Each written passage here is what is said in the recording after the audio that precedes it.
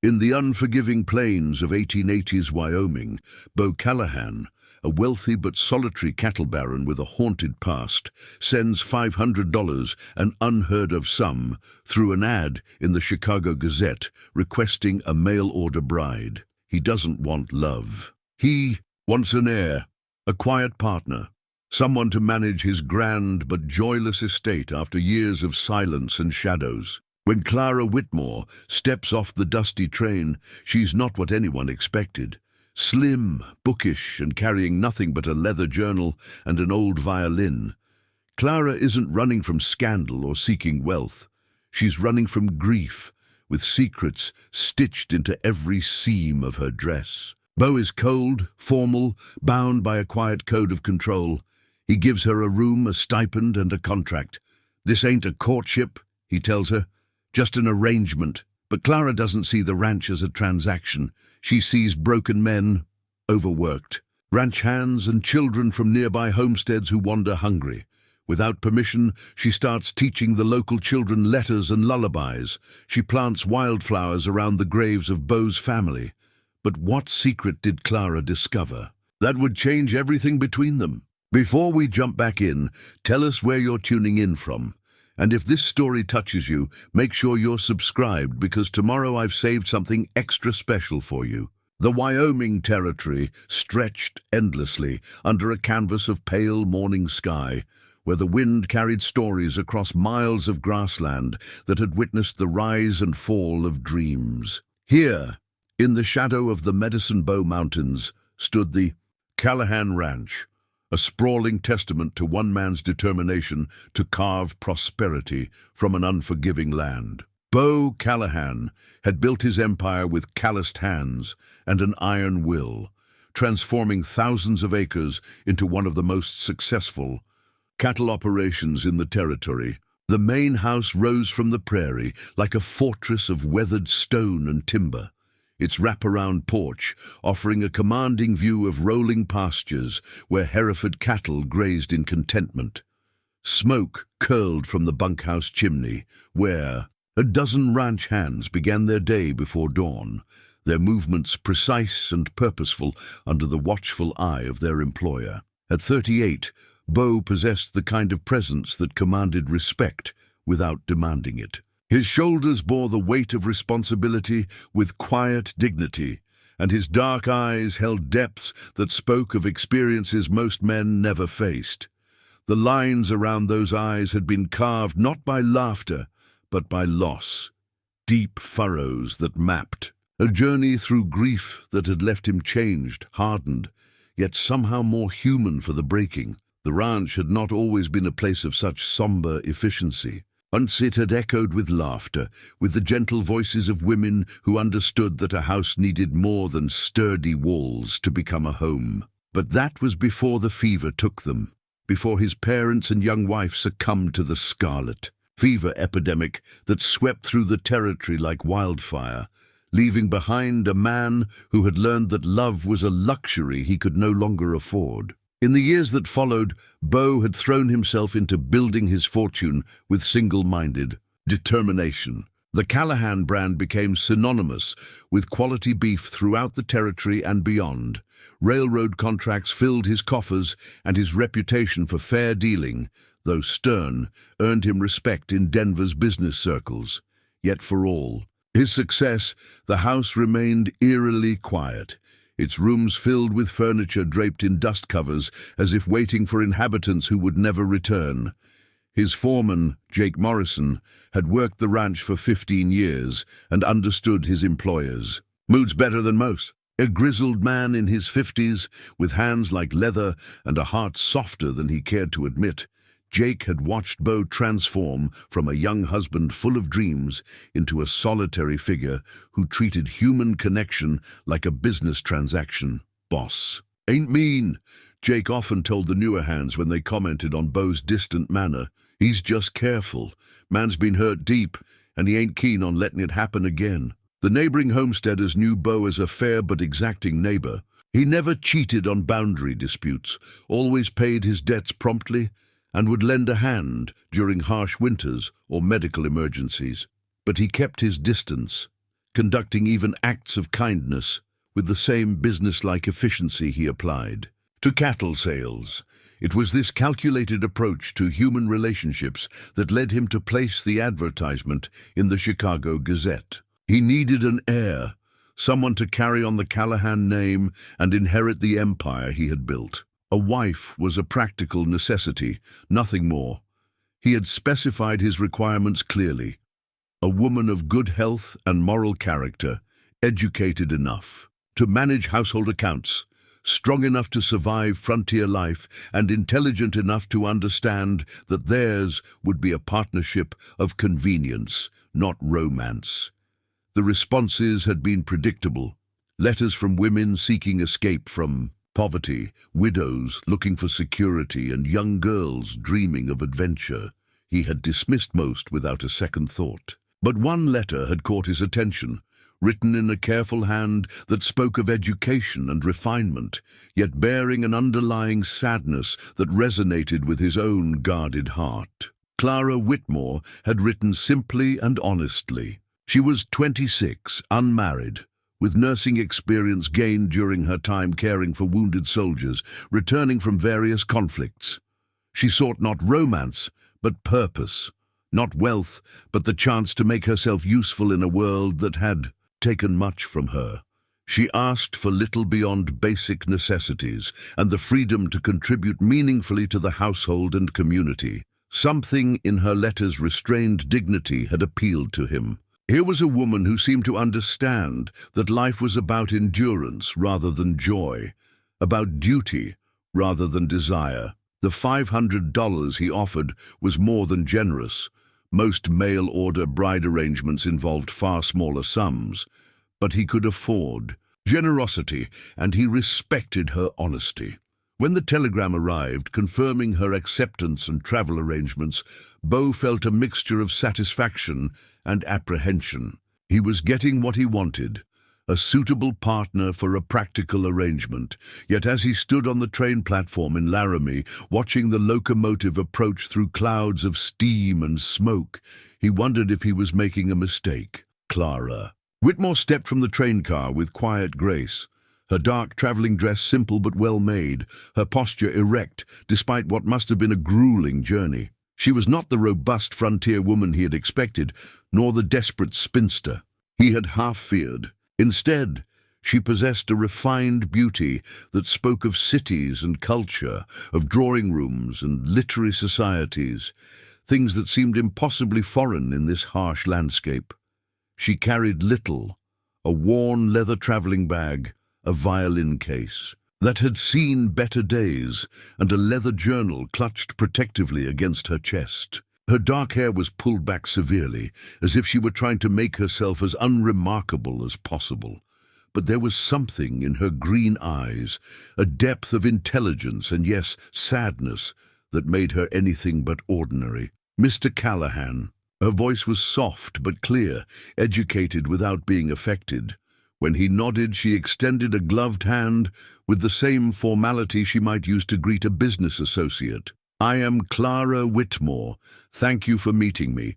The ride back to the ranch passed largely in silence, both of them seemingly content to observe the landscape and process the reality of their situation. Clara's eyes took in everything: the vastness of the sky, the hardy vegetation that clung to life in this demanding environment, the distant mountains that promised both beauty and danger. "It's bigger than I imagined," she said finally, and Beau wasn't sure if she meant the land, the responsibility, or the loneliness that stretched as far as the horizon. When they reached the ranch, he showed her through the house with the same efficiency he might use to inventory cattle. The parlor, dining room, kitchen, and library on the ground floor, the master bedroom which would remain his, the guest room which would be hers, the small study where she could handle correspondence and household accounts. "I've arranged for Mrs. Patterson from town to come out twice a week to help with cleaning and laundry," he explained, his tone businesslike. "You'll have an allowance for personal needs and household expenses. I expect meals served promptly, the house kept in good order, and assistance with ranch correspondence when needed." Clara nodded. her expression giving away nothing of her thoughts. "And children, Mr. Callahan. You mentioned in your letter that you hoped for an heir." The directness of her question caught him off guard, though he appreciated her practical approach. "In time, Mrs. Callahan, when we've both adjusted to the arrangement."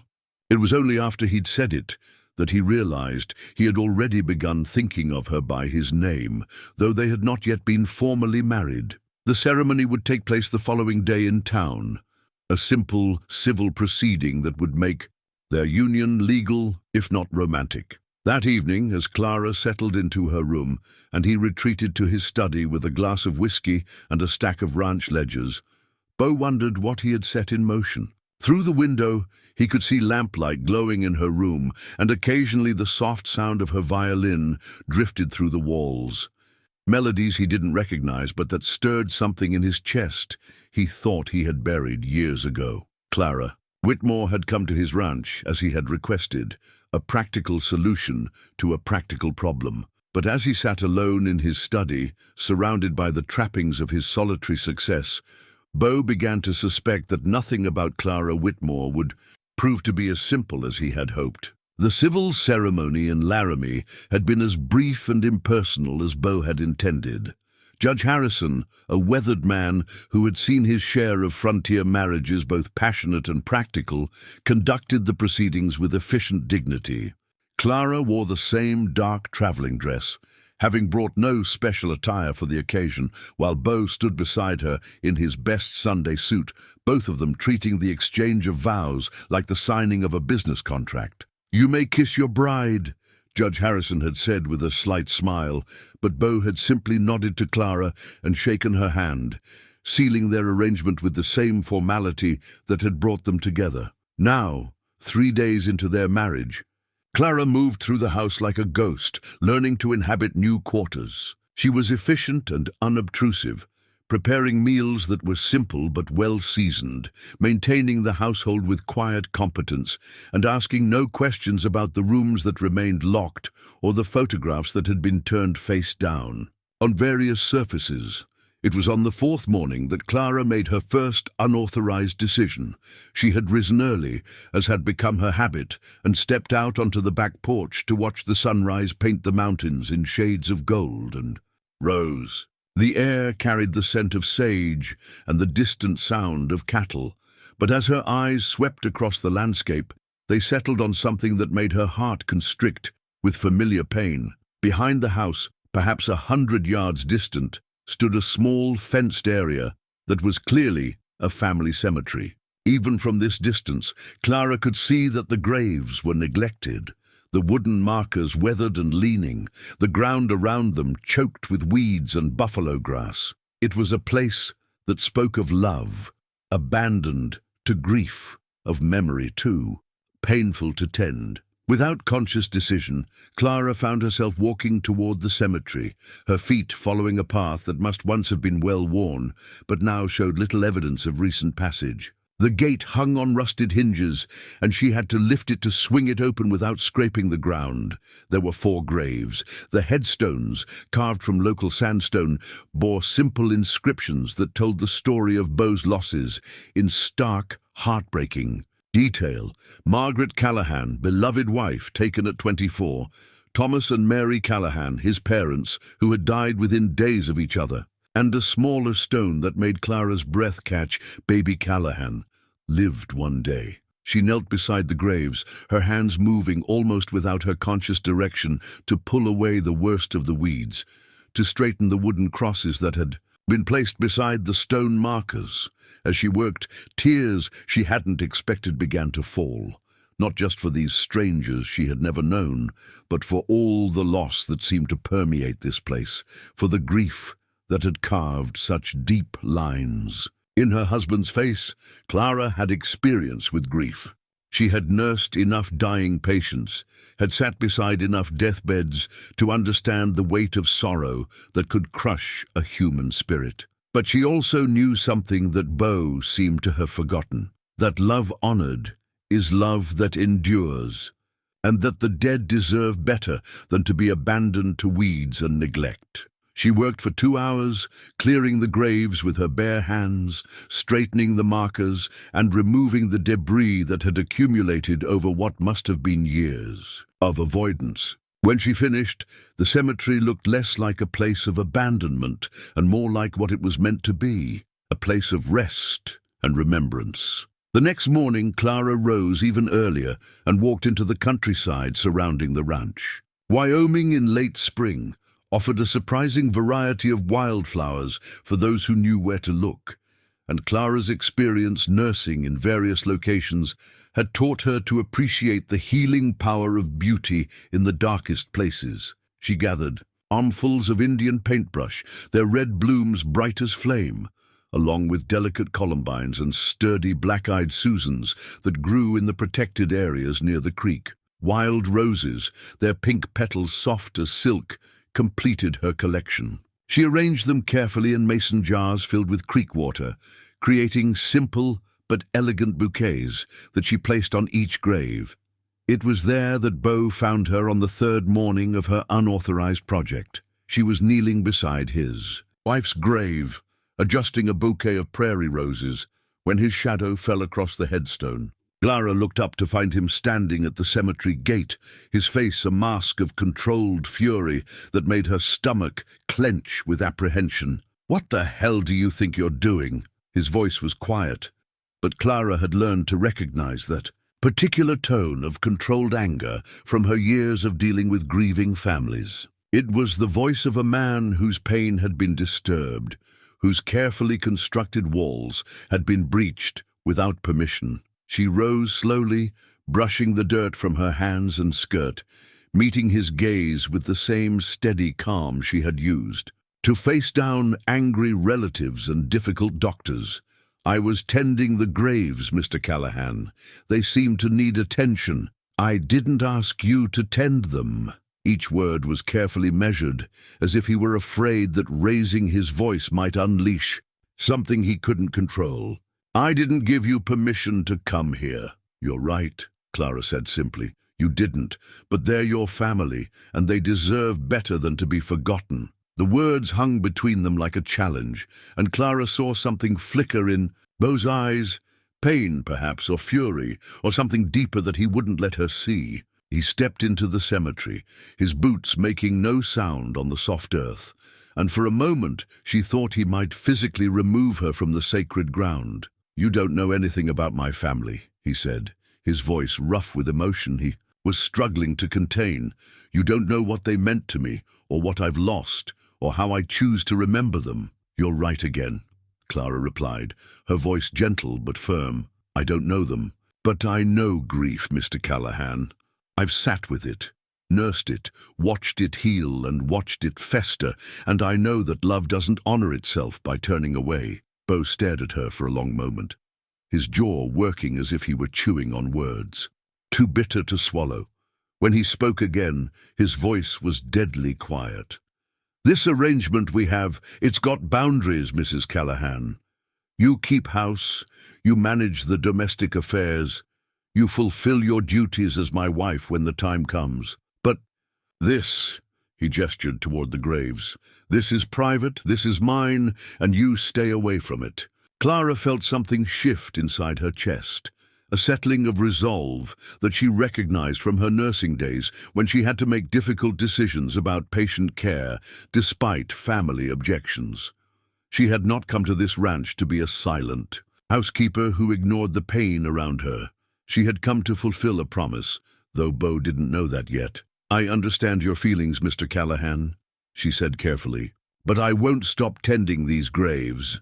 Your family deserves better than neglect, and so do you." The words hung in the air between them like a gauntlet thrown down, and Clara saw the exact moment when Beau's carefully maintained control began to crack. His hands clenched into fists at his sides, his breathing quickened, and the mask of businesslike distance slipped enough to reveal the raw pain beneath. "You think you know what I deserve?" His voice rose slightly, the first time she had heard him raise it. "You think 3 days of marriage gives you the right to make decisions about my private grief? I think 3 days of seeing you avoid this "A place like it might kill you gives me the right to care," Clara replied, her own voice strengthening. "I think watching you lock away every photograph, every memory, every trace of the people who loved you gives me the right to wonder if you're honoring them or hiding from them."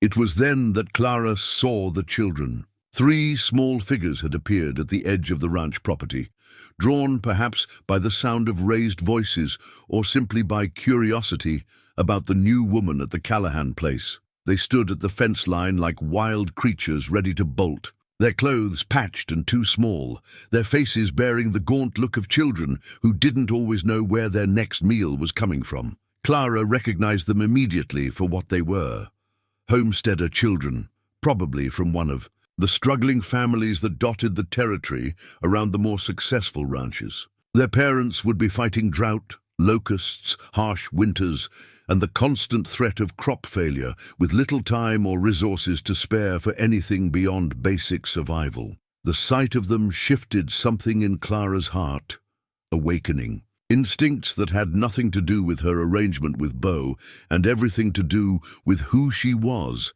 at her core. Without thinking, she raised her hand in a gentle wave. "Hello there," she called softly, not wanting to startle them into flight.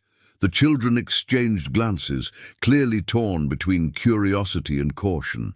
The oldest, a girl of perhaps 10 with strawberry blonde braids, took a tentative step forward. "Ma'am?" she said, her voice barely carrying across the distance. "Are you the new Mrs.?" "I am," Clara replied, moving slowly toward the fence. Behind her she could sense Beau's tension, but she ignored it. "What are your names?" "I'm Sarah," the girl said, gaining confidence. "This here's my brother Tommy, and that's little Beth. We live over yonder." She pointed toward a distant smudge of smoke that marked another homestead. "It's nice to meet you," Clara said warmly. "I'm Mrs. Callahan." She could see now that the children were indeed hungry, not starving but bearing the lean look of youngsters, whose families stretched every meal as far as it would go. Their eyes kept drifting toward the house, probably wondering if the kitchen might yield something to fill their bellies. "Are you hungry?" Clara asked gently. The children exchanged glances, again clearly wanting to say yes, but having been taught not to beg. Finally, little Beth nodded solemnly, her thumb finding its way to her mouth. "Well then," Clara said, her decision made, "I was just about to bake some bread. Would you like to help me?" "Clara." Beau's voice behind her was a warning, but she didn't turn around. "I think your husband might not want us to," Sarah said with the wisdom of a child who had learned to read adult moods for survival. Clara finally turned to look at Beau, her green eyes meeting his dark ones with quiet determination. "Mr. Callahan is a good man," she said, loud enough for the children to hear. "He wouldn't turn away hungry children." It was a challenge and a test, and they both knew it.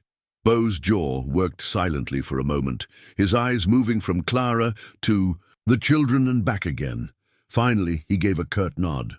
"Half an hour," he said gruffly, "then they go home." But as Clara led the children toward the house, chattering about bread recipes and promising to teach them their letters if they wanted to learn, she caught sight of Beau standing alone among the graves she had tended, staring down at the fresh wildflowers with an expression she couldn't quite read. Something had shifted between them in those few charged moments. The careful boundaries of their arrangement had been tested and found wanting. Clara had declared herself unwilling to live as a silent partner in a business transaction, and Beau had been forced to confront the reality that his new wife was not the compliant housekeeper he had ordered from Chicago. As she helped small hands measure flour and taught young voices to count in rhythm with kneading, Clara felt the weight of the leather journal in her pocket, the journal that contained the letter that would explain everything if she ever found the courage to share it. But for now, it was enough that she had declared herself. She was Clara Callahan now, not in name only, but in purpose. She would tend the graves, feed the hungry children, and slowly, carefully, try to bring life back to this place that had forgotten how to live.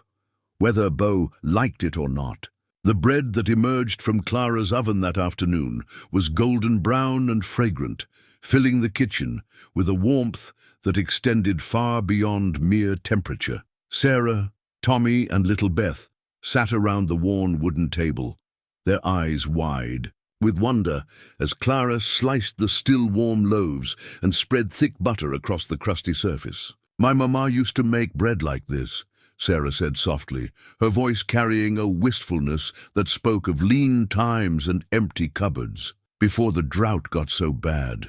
Clara's heart clenched at the casual way the child spoke of hardship, but she kept her voice light and encouraging. "Would you like to learn how?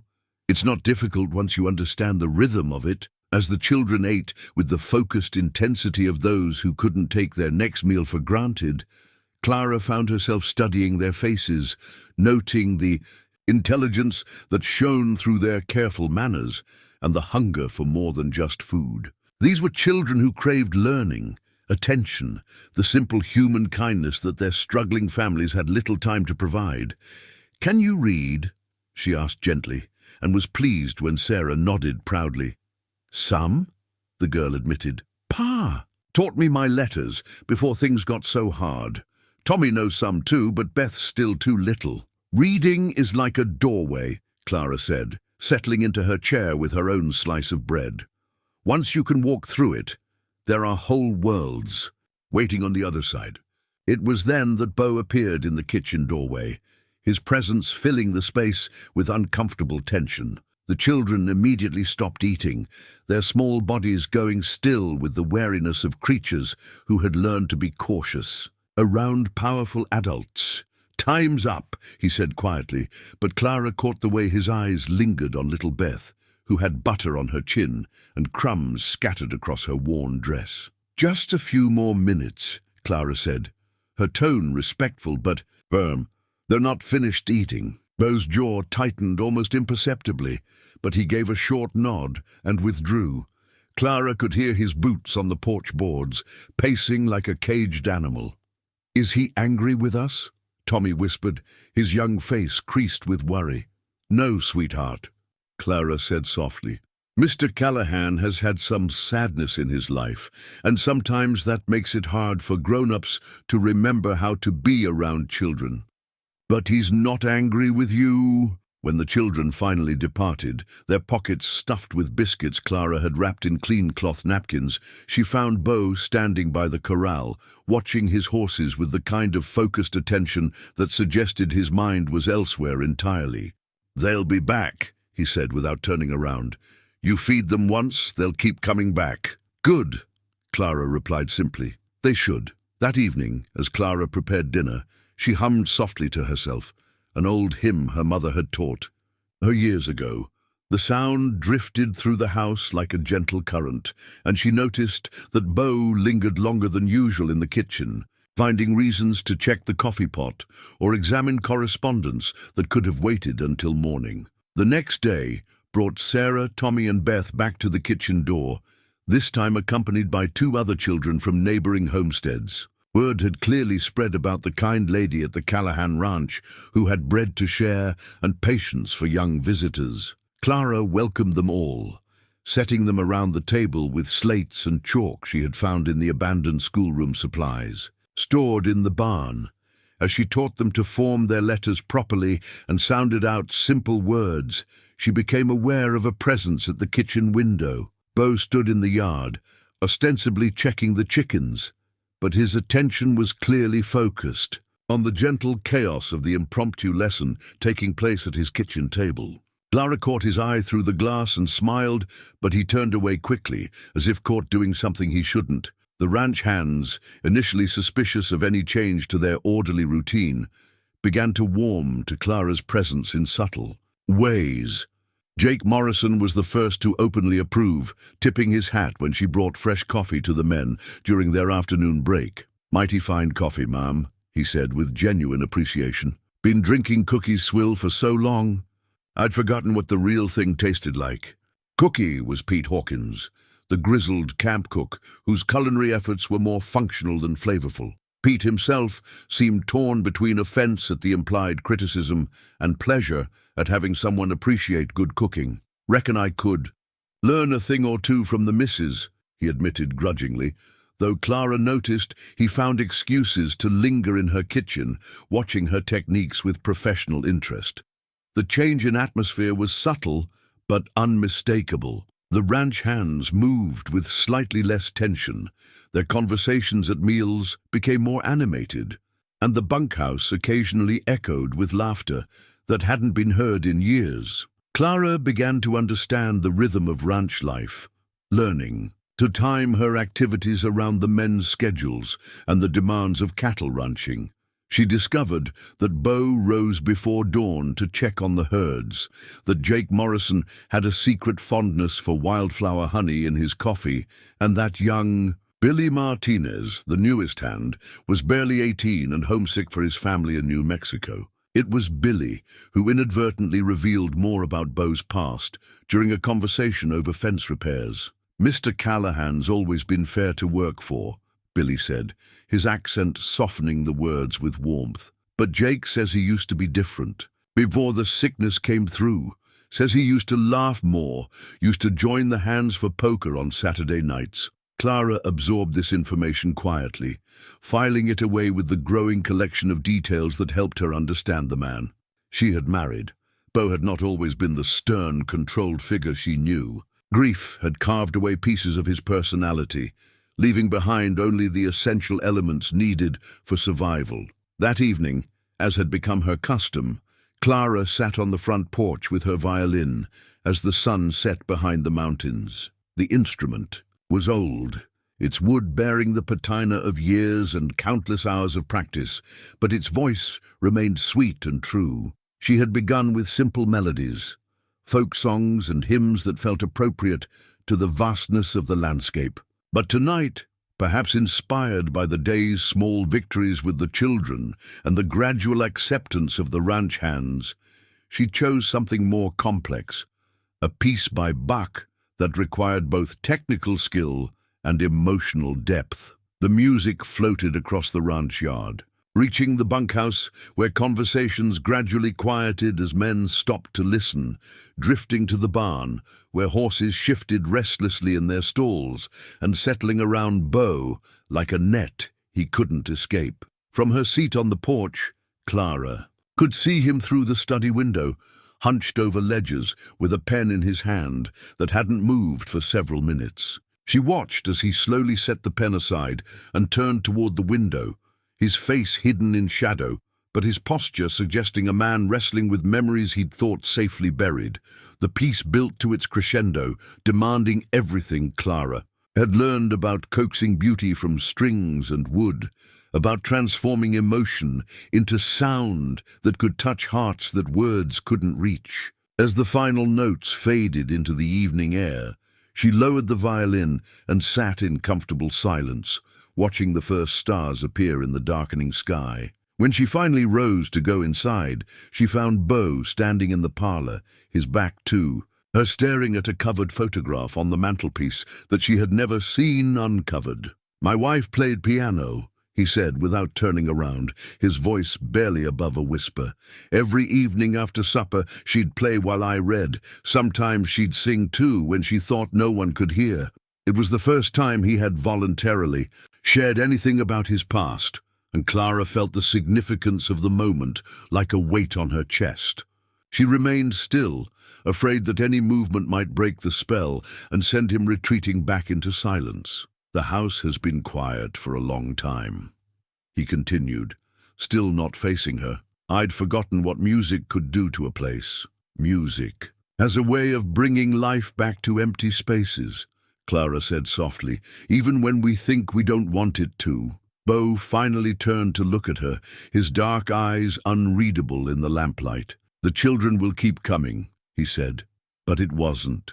"Quite a question, probably," Clara agreed, "if that's all right with you." He was quiet for a long moment, his gaze moving from her face to the violin in her hands and back again. Finally, he gave an almost imperceptible nod. "Just don't let them interfere with the ranch work," he said, his voice gruff but lacking. "It's earlier, Edge." "Of course not," Clara replied, but inside her chest something warm and hopeful began to unfurl like a flower turning toward the sun. As she prepared for bed that night, Clara reflected on the small victories of the day. Beau hadn't forbidden her makeshift school. The ranch hands were beginning to accept her presence, and for the first time since her arrival, she felt like she might actually belong in this harsh, beautiful place. In her leather journal, she wrote, carefully, "The walls are beginning to crack just a little. Emma, your brother is still the good man you remembered, buried under all that pain. I think he might let me help him find his way back to himself." Outside her window, the Wyoming wind carried the scent of sage and the distant sound of cattle, settling for the night. Somewhere in the darkness, she knew Beau was making his final rounds, checking on his domain with the careful attention that had built his success. But tonight, for the first time, Clara felt like she was part of that domain, too. The following weeks settled into a rhythm that surprised Clara with its natural ease. Her informal school had grown to include 8 children from various homesteads, ranging in age from little Beth's 4 years to 14-year-old Marcus Thompson, whose family struggled to keep their wheat farm profitable in the increasingly difficult climate. Clara had transformed a corner of the large kitchen into a makeshift classroom, with slates arranged on a long wooden table and primer books she had ordered from the general store in Laramie. The children arrived each morning after completing their chores at home, eager for the rare luxury of focused attention and learning. It was during one of these morning lessons that Jake Morrison approached Clara with something resembling reverence in his weathered features. "Mom," he said, removing his hat and turning it nervously in his hands, "I was wondering if you might have a moment to speak private-like." Clara excused herself from the lesson, leaving Sarah in charge of helping the younger children with their letters, and followed Jake out to the porch where they could speak without interrupting the class. "What can I do for you, Mr. Morrison?" she asked gently, sensing that whatever he wanted to discuss was causing him considerable discomfort. Jake cleared his throat and stared at his boots for a moment before meeting her eyes. "Well, Mum, it's like this. I never did learn to read proper. Can make out some words, mind you, but not enough to read a letter or a book or anything important like that." Understanding dawned on Clara's face, along with a warmth that made Jake's embarrassment seem less shameful. "You'd like to learn," she said simply. "If it wouldn't be too much trouble," he said quickly. "I know you got your hands full with the young ones, and I'm probably too old to be starting with such things. But, Mr. Morrison," Clara interrupted gently, "it's never too late to learn, and I would be honored to teach you." They arranged for Jake to join the children's lessons when his ranch duties permitted, and Clara was touched by the dignity with which the grizzled foreman approached his letters, never complaining about sitting beside youngsters a third his age or struggling with words that came easily to them. The sight of Jake Morrison bent over a slate, his tongue poking out slightly in concentration as he formed careful letters, seemed to work a particular magic on Beau. Clara often caught him, watching from doorways or windows, his expression unreadable, but his attention unmistakable. It was Pete Hawkins who provided Clara with unexpected insight into her husband's character during a conversation over bread dough one afternoon. "Boss ain't always been so closed off," Pete said, his gnarled hands surprisingly gentle as he helped Clara knead the day's bread. "Time was, he'd join us boys for meals, tell stories, even sing sometimes when he'd had a beer or two." Clara looked up from her work, flour dusting her hands and apron. "What changed him so much, Pete? I know about the fever, but—" Pete was quiet for a long moment, his eyes distant with memory. "Weren't just losing them that broke him, ma'am. Was losing them while he was away on business. He'd gone to Denver to negotiate some big cattle contracts, left his wife and folks here thinking they'd be fine for a week or two." Clara's hands stilled in the dough, her heart clenching with understanding. "Fever struck 3 days after he left," Pete continued quietly. "Spread through the ranch like wildfire. By the time word reached him and he could get back, they were all gone, been buried for 2 days already. The weight of that revelation settled over Clara like a shroud. Beau hadn't just lost his family to disease, he had lost them while pursuing the very success that now surrounded him with such hollow comfort. No wonder he struggled with guilt along with grief. "He blames himself," she said softly, and Pete nodded grimly. "Been carrying that burden for nigh on 6 years now. Throws himself into work like a man, trying to outrun his own shadow. Some of us figured he'd never let himself get close to another soul, figuring he'd just lose them too." That evening, Clara found herself studying Beau's face across the dinner table with new eyes, seeing not just the controlled reserve she had grown accustomed to, but the self-imposed isolation of a man who had convinced himself that love was too dangerous to risk. After dinner, as had become their custom, Clara settled on the porch with her violin while Beau retreated to his study. But tonight, instead of Bach or folk melodies, she chose something simpler, a lullaby her own mother had sung to her, gentle and soothing, the kind of music meant to ease troubled hearts. As the melody drifted through the evening air, Clara noticed that the light in Beau's study window seemed to waver, as if he had risen from his desk and was moving restlessly about the room. When she finished the piece, she sat quietly in the gathering dusk, listening to the sounds of the ranch settling for the night. "Clara." She turned to find Beau standing in the doorway, his shoulder leaning against the frame with a casualness that was new for him. In the lamplight spilling from inside, his face looked younger somehow, less guarded. "That was beautiful," he said simply. "Thank you." It was such a small thing, but Clara felt tears prick at her eyes. In the week since her arrival, Beau had thanked her for meals, for managing household tasks, for fulfilling her duties as outlined in their arrangement. But this was different. This was personal. "You're welcome," she replied softly.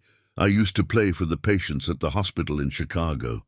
Music seemed to help with the pain sometimes." Beau moved to the porch railing, his hands gripping the weathered wood as he stared out at his land. "Pain," he repeated thoughtfully. "Funny how it can become such a familiar thing that you almost forget what life felt like without it." Clara remained still, sensing that Beau was working his way toward something important. In the distance, she could hear Jake Morrison's voice drifting from the bunkhouse, probably reading aloud from the primer she had given him. "Jake's been with me since the beginning," Beau said eventually. "Good man, loyal, but I never knew he couldn't read." "There's no shame in not knowing something," Clara said gently, "only in refusing to learn when the opportunity presents itself." Beau glanced at her, and she caught something in his expression that might have been rueful humor. "Is that a commentary on my educational deficiencies, Mrs. Callahan?" The slight teasing in his voice was so unexpected that Clara found herself smiling. "Well, I haven't seen you with a slate yet, Mr. Callahan." To her amazement, Beau's mouth quirked in what might have been the beginning of a smile. It transformed his entire face, giving her a glimpse of the man he might have been before grief carved such deep lines around his eyes. "I can read just fine." Thank you," he said with mock dignity. "Even went to college back east before I came out here to make my fortune." "College?" Clara raised an eyebrow. "And here I thought you were just another rough cowboy." This time Beau's smile was unmistakable. "Harvard, actually. My father insisted on a proper education before I could inherit my share of the family business back in Massachusetts." Clara stared at him in genuine surprise. "You left Harvard and a family business to become a cattle rancher in Wyoming?" "Sometimes. A man needs to build something that's entirely his own," Beau said, his voice growing serious again. "Something that can't be taken away by market crashes or family politics or—" He paused, seeming to catch himself before he revealed too much. "Or fever epidemics," Clara finished quietly. Beau's hands tightened on the porch railing, and for a moment Clara thought he might retreat back into his shell. Instead, he turned to look at her directly, his dark eyes searching her face, as if trying to read her intentions. "You ask a lot of questions, Mrs. Callahan," he said, but there was no real reproach in his voice. "I care about the answers, Mr. Callahan," she replied honestly. They stood in comfortable silence for several minutes, listening to the evening sounds of the ranch and the distant mountains. Finally, Beau cleared his throat. "The children," he said, "they're learning quickly." "They're hungry for knowledge," Clara agreed. "It's remarkable what young minds can accomplish when given the chance." "And Jake?" Clara smiled. "Jake has the determination of a man who knows exactly what he wants. He'll be reading newspapers by Christmas if he keeps up his current pace." Something in Beau's expression shifted, becoming almost wistful. "I used to read to—" He stopped abruptly, the shutters coming down over his features again. "To your wife?" Clara prompted gently. Beau nodded stiffly. "Margaret loved poetry. Keats, especially. She'd sit by the fire with her embroidery while I read aloud." His voice grew so quiet, Clara had to strain to hear it. "I haven't opened a book of poetry since." Clara felt her heart ache for this man who had locked away so much of himself in his determination to avoid further pain. "Perhaps she would want you to read again," she said softly, "when you're ready." Beau looked at her sharply, as if surprised by the suggestion. Then slowly some of the tension left his shoulders. "Perhaps," he said, though his voice suggested the possibility was still too difficult to truly consider. As they said their good nights and retreated to their separate rooms, Clara reflected on the evening's conversation. For the first time since her arrival, Beau had shared pieces of himself voluntarily, revealing glimpses of education, ambition, and loss that made him more human, more real. In her journal that night, she wrote, "He's beginning to trust me with small pieces of his story. Harvard, a family business. I'm learning that my husband is far more complex than he pretends to be. The walls are definitely cracking, Emma. Your brother is still in there, just buried very deep." As she prepared for sleep, Clara could hear the soft sound of movement from Beau's room across the hall, restless pacing that suggested sleep was eluding him as well. She wondered if he was thinking about poetry, about the wife who had loved Keats, about the life he had built and lost, and built again in this harsh, beautiful place. Tomorrow would bring new lessons for the children, new small victories in Jake's reading progress, and perhaps another evening conversation that might reveal a little more of the man behind the careful control. Clara was beginning to understand that patience would be her greatest ally in winning Beau's trust.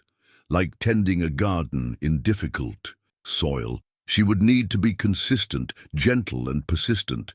But tonight, for the first time, she felt truly hopeful that her efforts might bear fruit.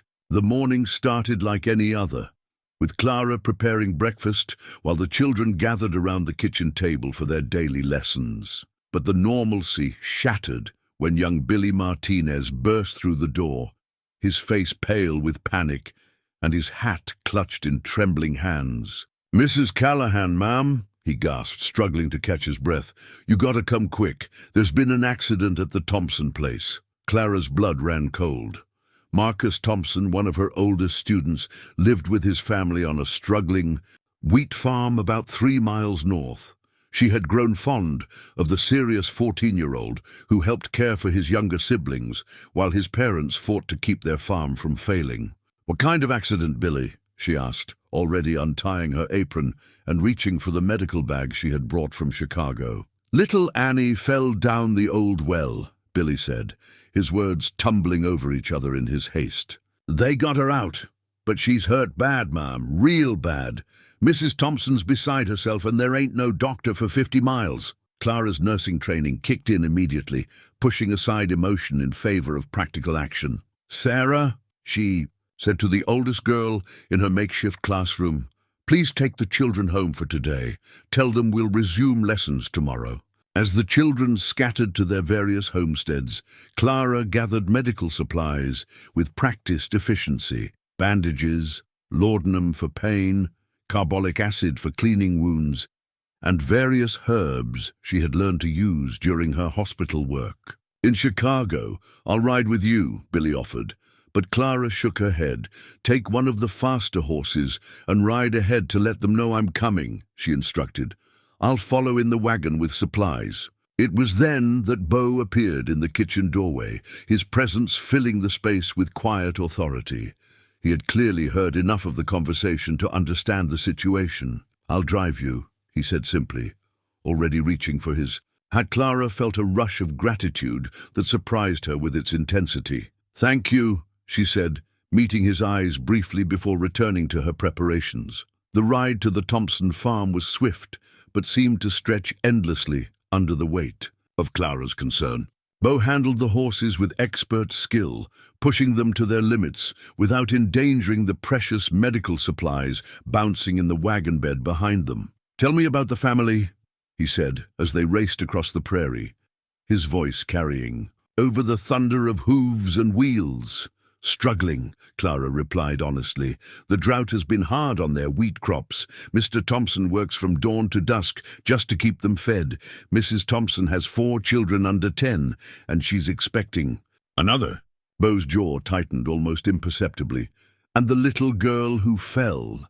Annie's 6, sweet child, but curious as a cat. She probably went exploring where she shouldn't have." Clara's voice caught slightly. "The Thompsons are good people, Beau. They don't deserve this." The use of his first name seemed to surprise them both, but Beau didn't comment on it. Instead, he urged the horses to even greater speed.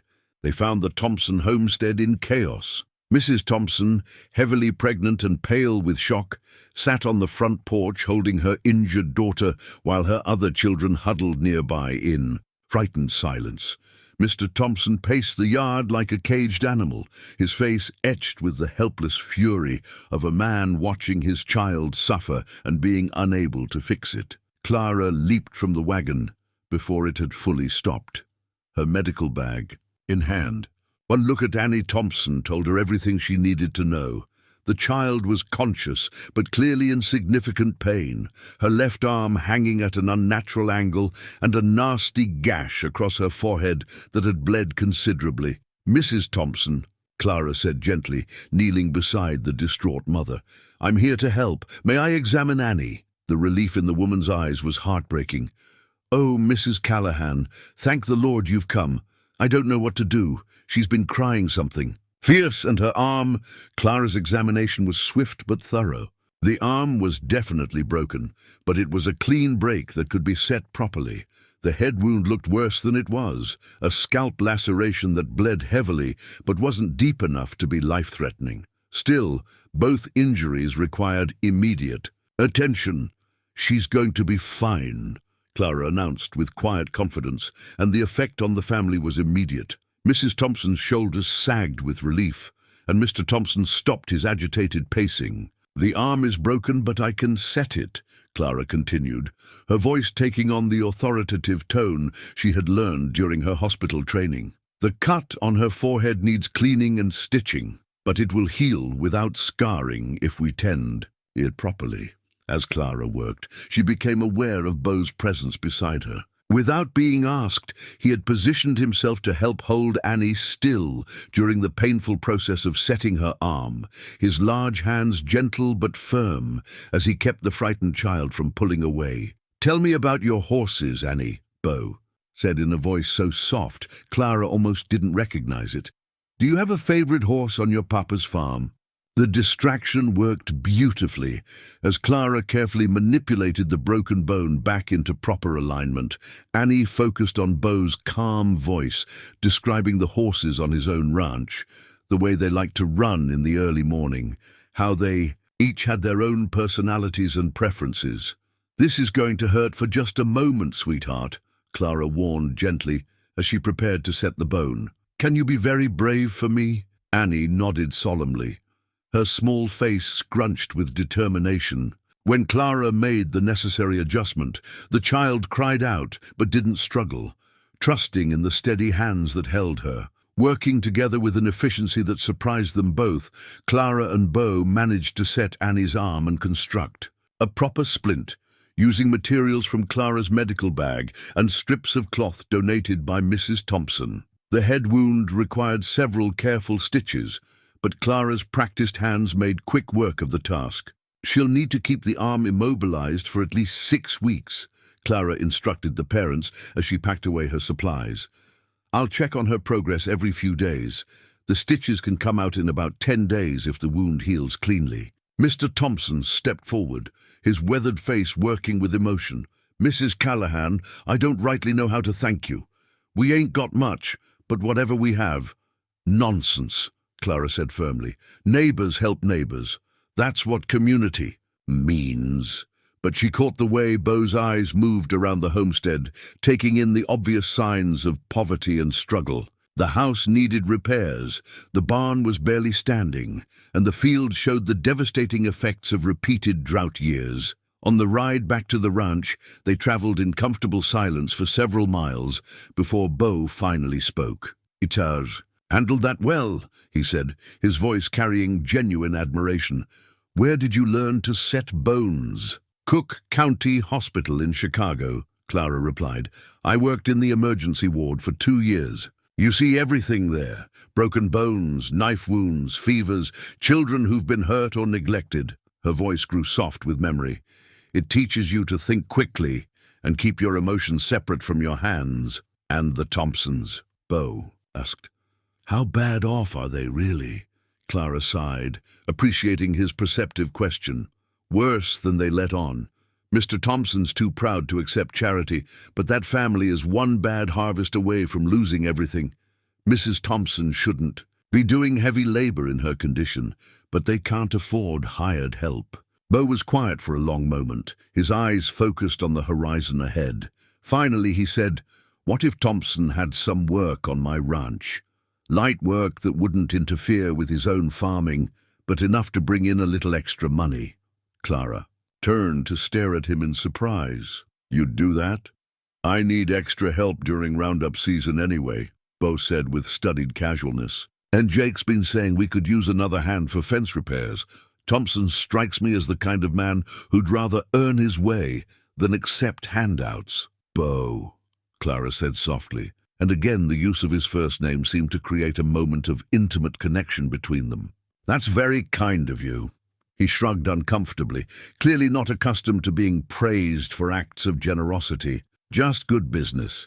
A man needs reliable neighbors." But Clara wasn't fooled by his gruff deflection. She had seen the gentle way he had comforted Annie during her treatment, the careful attention he had paid to the family's obvious need. The cold, calculating businessman he pretended to be would never have noticed the Thompsons' struggles, much less felt compelled to help. That evening, as Clara prepared dinner, she found herself humming again, something she realized she had been doing more frequently since arriving at the ranch. The sound drifted through the house like a gentle current, and she noticed that Beau lingered in the kitchen longer than necessary, finding reasons to stay within earshot. "The children will be asking about Annie tomorrow," she said as they sat down to eat. "Would it be all right if I took them to visit her? It might help with their lessons too. We could practice reading get-well cards." Beau nodded without hesitation. "Of course. And Clara," he paused, seeming to struggle with something. "What you did today, Margaret would have liked you." The comment was so unexpected, so personal, that Clara felt her breath catch. Beau had never before compared her to his late wife, had never suggested that the woman he had loved might have approved of his practical new arrangement. "Thank you," she said softly. "That means more to me than you know." As they finished their meal in companionable silence, Clara reflected on the day's events. She had seen a different side of Beau, gentle, compassionate, protective. The walls he had built around his heart were definitely beginning to crack, revealing glimpses of the man Emma had described in her letter, someone capable of deep love and genuine kindness. In her journal that night, Clara wrote, "Today I saw the man you remembered, Emma. He was there when Annie needed help, gentle with a frightened child, generous with a struggling family. I think he's beginning to remember who he used to be, before the grief convinced him that caring was too dangerous.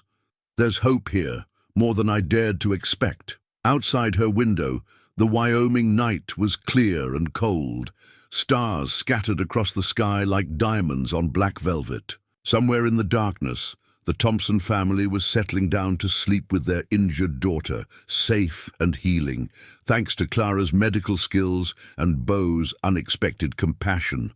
It had been a good day's work, the kind that reminded Clara why she had come west in the first place. Not just to fulfill a promise to a dying woman, but to use her skills and her heart to make a difference in a place that needed both. The weeks following Annie Thompson's accident brought an unexpected warmth to the ranch that had nothing to do with the approaching summer weather. True to his word, Beau had offered work to Mr. Thompson, and the proud farmer had accepted with the kind of grateful dignity that spoke well of both men. Clara watched the growing friendship between her husband and their neighbor with quiet satisfaction. During Thompson's visits to help with fence repairs and cattle management, she observed Beau's gradual relaxation around another man who understood the weight of responsibility and the fear of failure that came with providing for a family. Thompson's "Got good hands," Jake Morrison commented one evening as they watched the two men examining a section of damaged fencing. "And he ain't afraid of hard work. Boss made a good choice bringing him on." Clara smiled, pleased that Jake approved of Beau's decision. The foreman's opinion carried significant weight with the other ranch hands, and his acceptance of Thompson would make the arrangement easier for everyone involved. It was during one of Thompson's workdays that Clara made a discovery that would change everything. She had been cleaning the main house more thoroughly than usual, taking advantage of the cooler morning air to tackle some of the deeper corners that had been neglected. Her exploration led her to the attic, a space she had avoided until now out of respect for Beau's privacy. The attic was filled with the accumulation of years, trunks of clothing, furniture covered in dust sheets, and boxes of papers and personal items that spoke of lives interrupted by tragedy. Clara moved carefully among these remnants of the past, not wanting to disturb anything unnecessarily, but curious about the family history that surrounded her. It was behind a stack of ledger books that she found them, a collection of framed photographs that had clearly been removed from their places throughout the house and stored away like memories too painful to face. The largest photograph showed a family portrait taken perhaps 10 years earlier. A younger version of Beau stood behind a seated couple who were clearly his parents, the woman bearing the same dark eyes and strong jawline that marked her son, the man radiating the kind of quiet confidence that Beau had inherited. But it was the young woman standing beside Beau that made Clara's breath catch. Emma Callahan had been beautiful in the way that some women are beautiful, not through perfect features, but through the warmth and intelligence that shone from her eyes. She had Beau's dark hair but softer features, and her smile suggested the kind of person who found joy easily and shared it generously. Clara stared at the photograph for a long time, studying the sister she had nursed through her final illness, remembering the way Emma's face had lit up whenever she spoke of her brother and the ranch in Wyoming. Here was the family that fever had torn apart, the connections that grief had severed. Other photographs showed glimpses of ranch life from happier times. Beau and his father working cattle, his mother tending a garden that was now overgrown, Emma playing with a dog that Clara had never seen. There was even a wedding photograph of Beau and his first wife, Margaret, both of them young and radiant, with the kind of hope that made Clara's heart ache for what they had lost. As she carefully examined each image, Clara became aware of footsteps. On the stairs leading to the attic, she turned to find Beau standing in the doorway, his face cycling through surprise, anger, and something that might have been pain. "I'm sorry," Clara said immediately, setting down the photographs with gentle care. "I was cleaning, and I found these. I didn't mean to intrude." Beau stepped into the attic, his movements careful and controlled. His eyes moved from Clara to the scattered photographs and back again, and she could see him struggling with emotions he wasn't prepared to face. "I put them up here after the funerals," he said finally, his voice rough with suppressed feeling. "Couldn't stand looking at them every day, but couldn't bring myself to destroy them either." Clara's heart ached for the pain in his voice, for the man who had loved so deeply that reminders of happiness had become unbearable. "They're beautiful photographs," she said softly. Your family looked very happy. We were, Beau admitted, picking up the family portrait with hands that weren't quite steady. Emma used to say that happiness was a choice you made every morning when you woke up.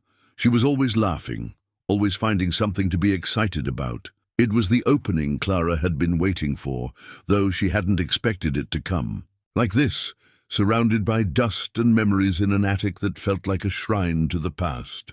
"Tell me about her," Clara said gently, settling cross-legged on the floor in a way that suggested she was prepared to listen for as long as he needed to talk. Beau looked surprised by the request, but after a moment's hesitation, he joined her. On the floor, the family photograph cradled in his hands like something precious and fragile. Emma was 3 years younger than me, but sometimes it felt like she was the older sibling, he began, his voice growing softer as he allowed himself to remember. She had this way of seeing the best in everything and everyone. When I decided to leave Massachusetts and come west, most of the family thought I was crazy. But Emma understood.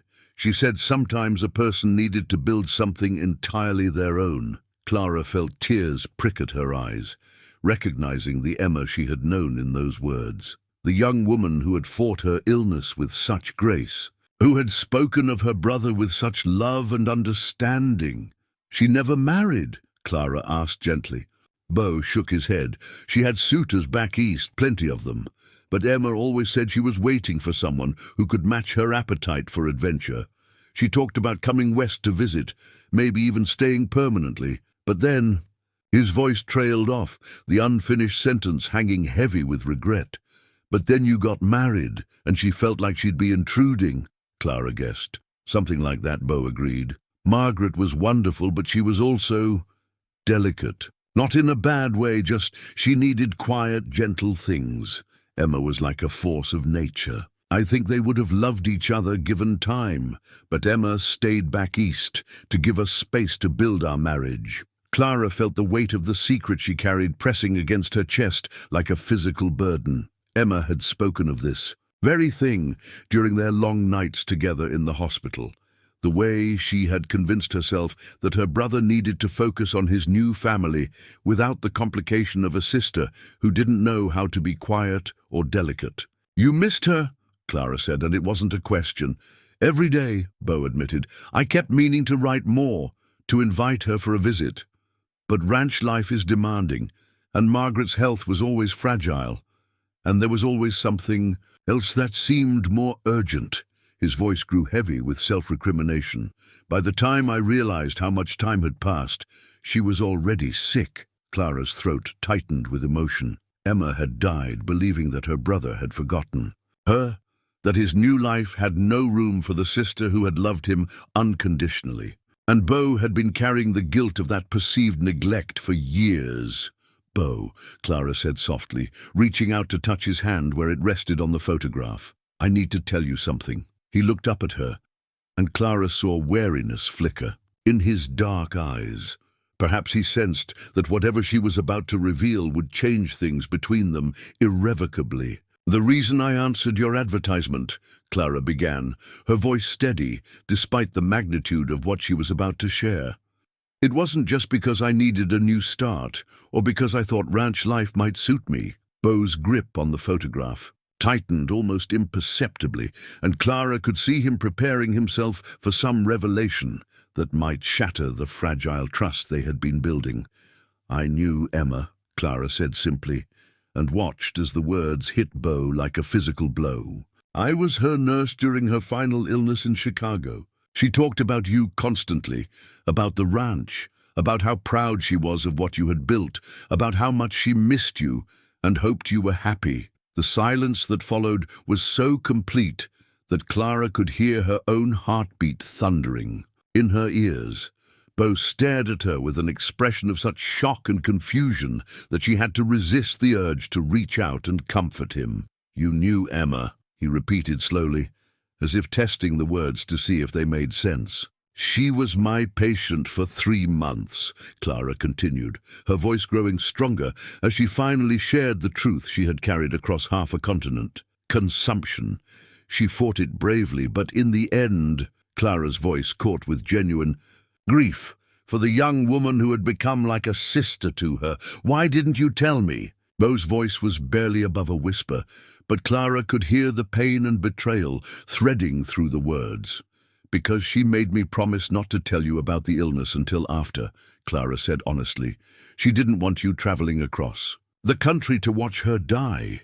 She said you'd had enough of watching people you loved slip away." Beau's face had gone pale, and Clara could see him struggling to process the revelation that his wife had known his sister, had been present during Emma's final days when he himself had been absent. "She gave me a letter," Clara said softly, reaching into her apron pocket to withdraw the carefully folded pages she had carried for so many months. "She wanted me to deliver it personally, to make sure you knew how much she loved you and how proud she was of the man you'd become." Beau stared at the letter as if it might explode in her hands. "What does it say?" "That should come from her, not from me," Clara replied gently, offering him the pages that contained his sister's final words. "But Beau, she didn't die feeling forgotten or unloved. She died knowing that her brother was a good man who had built something beautiful in a hard place, and she was proud of you every single day."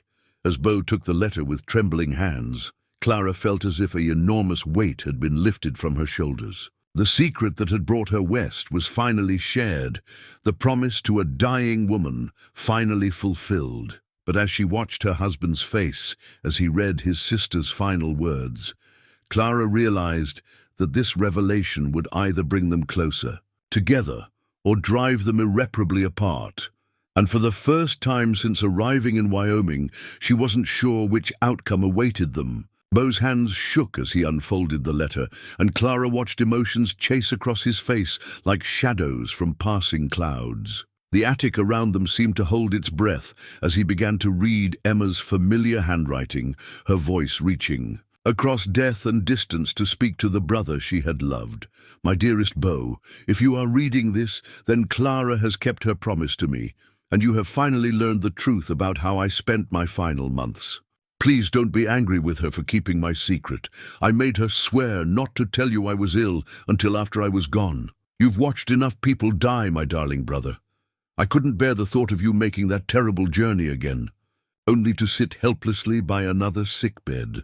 Beau's breath caught audibly, and Clara saw tears he was trying to suppress gathering in his eyes. His sister's words, so full of love and understanding, were hitting him with the force of revelation. "I need you to know that I was never angry about the silence between us. Life got complicated after you married, and I understood why you needed space to build your new family. Margaret seemed like a lovely woman from your letters, delicate and gentle in all the ways I am not. I convinced myself that two strong-willed people in one household might be too much for her, so I stayed away and told myself it was for the best. But oh, Beau, how I missed you. How I missed our arguments about poetry and politics, the way you used to read to me by the fire. Your terrible attempts at teaching me to fish that always ended with both of us soaked and laughing. I missed being part of your daily life, missed knowing your thoughts and dreams and worries." Clara watched Beau's composure crumble as he read, his carefully maintained emotional walls finally giving way under the weight of his sister's love and forgiveness. Tears streamed down his face unchecked, and his hands trembled so violently that the letter rustled like autumn leaves. "When I became ill, I was fortunate enough to be assigned to Clara Whitmore's care. She is extraordinary, Beau, skilled and compassionate and strong in all the ways that matter. During our long nights together, when the pain was bad and sleep wouldn't come, she would let me talk about you. I told her about the little boy who used to bring me wildflowers and claim they were rare treasures from distant lands. I told her about the young man who left everything familiar to chase his dreams in an untamed territory. I told her about my brother who could gentle a wild horse with patience and kindness, who built an empire with his own 2 hands. Beau looked up at Clara with an expression of wonder and growing understanding. "You let her talk," he said, his voice hoarse with emotion. All those nights you listened to her stories about me." Clara nodded, her own eyes bright with unshed tears. "She loved you so much, Beau.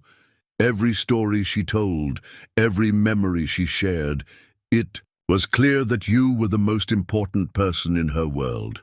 Clara told me she had never seen a patient fight so hard to live.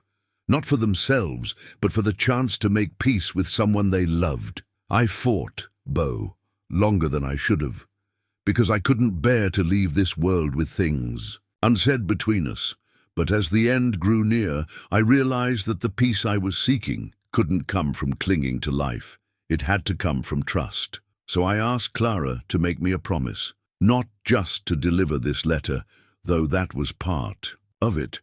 I asked her to go to you to see for herself the man I had described in all my stories. I wanted someone who understood the depth of your capacity for love, to witness what you had built, to see if the brother I remembered was still there beneath all that grief and isolation. Clara felt her breath catch as she realized Emma's letter was about to reveal the full scope of her plan, the dying wish that had brought Clara across a continent to this attic, to this moment of truth. I told Clara about the advertisement you had placed for a mail-order bride. Yes, my darling brother, news travels even to sickbeds in Chicago hospitals.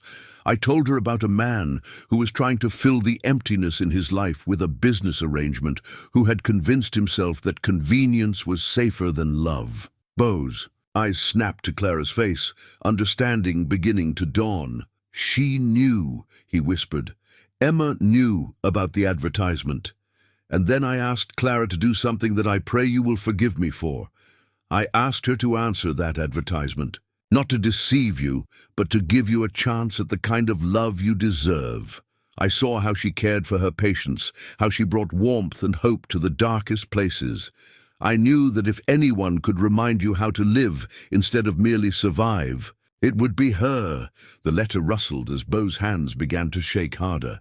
Clara watched him struggle to process the revelation that his sister had orchestrated their meeting, that the practical arrangement he thought he had negotiated was actually a dying woman's last gift to the brother she loved. "I made her promise to tell you the truth eventually, but only after you had a chance to know her for who she really is. Clara came to you not for money or convenience or escape from scandal.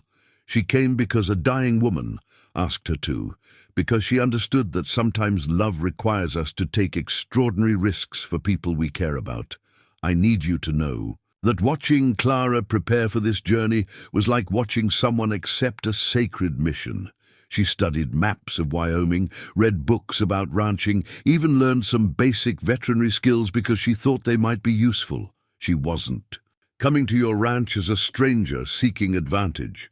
She was coming as someone who already cared about you because of the stories I had told." Beau looked up from the letter again, his dark eyes searching Clara's face as if seeing her for the first time. "You knew everything," he said softly, "about my family, about what I'd lost, about why I wanted a wife, but not love." "I knew what Emma told me," Clara replied honestly. "But Beau, I need you to understand. I didn't come here to manipulate you or deceive you. I came because Emma was dying. And when someone you care about asks you to check on their brother, you don't say no. By now you must be wondering about Clara's feelings in all this. Let me ease your mind on that score. She did not agree to this plan lightly. She argued with me about the ethics of answering your advertisement under false pretenses. She worried about deceiving a good man who had already suffered enough betrayal by life, but I convinced her that sometimes the greatest deceptions are the ones we practice on ourselves. You had convinced yourself that you wanted a business partner, not a wife. You had decided that safety lay in emotional distance. But I knew my brother, and I knew that what you really needed was someone brave enough to love you despite your fears, patient enough to wait for you to remember how to love in return. Clara watched as understanding and something that might have been wonder began to replace the shock on Beau's face. The pieces of their relationship were reorganizing themselves in his mind, revealing a pattern he had never suspected. I asked Clara to bring you something else, something I hope will help. You understand how much I believed in this plan. Look in her violin case, Beau. Behind the silk lining, you'll find a small wooden horse, the one Papa carved for you when you were 7, the one you gave to me when I was sad about moving away from our childhood home. I kept it all these years, as a reminder of the brother who always tried to make things better for the people he loved. I sent it west with Clara because I wanted you to have proof that this wasn't some elaborate scheme by a stranger. It was a dying sister's attempt to give her brother a second chance at happiness, carried out by a woman who understood what it meant to lose someone precious and who was brave enough to risk her own heart to honor a promise. Beau's head jerked up, his eyes finding Clara's violin case where it sat in the corner of the attic. Without a word, he rose and moved toward it, his movements careful and deliberate. Clara watched as he opened the case and felt along the silk lining until his fingers found the hidden compartment Emma had described. When he withdrew the small, carved horse, Clara saw his face transform completely. Gone was the controlled businessman, the guarded rancher who held the world at arm's length. In his place was simply a man holding a tangible piece of his childhood, a gift that proved beyond doubt that everything in Emma's letter was true. I know this revelation must be overwhelming, my dearest brother. You thought you were entering a practical arrangement, and instead you discover that you've been given a chance at the kind of love that transforms everything. I hope you won't be angry with either of us for this deception. I hope you'll see it as what it truly was. A dying woman's last attempt to ensure that the person she loved most in the world wouldn't spend the rest of his life alone. Clara has already proven her worth to you, hasn't she? Not because she's fulfilled the terms of your advertisement, but because she's brought life back to places that had forgotten how to live. She's teaching children, caring for neighbors, making music in rooms that have been silent too long. She's doing exactly what I hoped she would do, reminding you that love isn't something to be feared, but something to be celebrated. If you're reading this, then you already know Clara is someone special. The question now is whether you're brave enough to let yourself love her the way she deserves to be loved, not as part of a business arrangement, but as a partner in the fullest sense of the word. I'm dying as I write this, but I'm not sad. I'm hopeful, because I believe that Clara will succeed where I failed. She'll convince you that happiness isn't a luxury you can't afford, but a choice you make every single day. Live, Beau.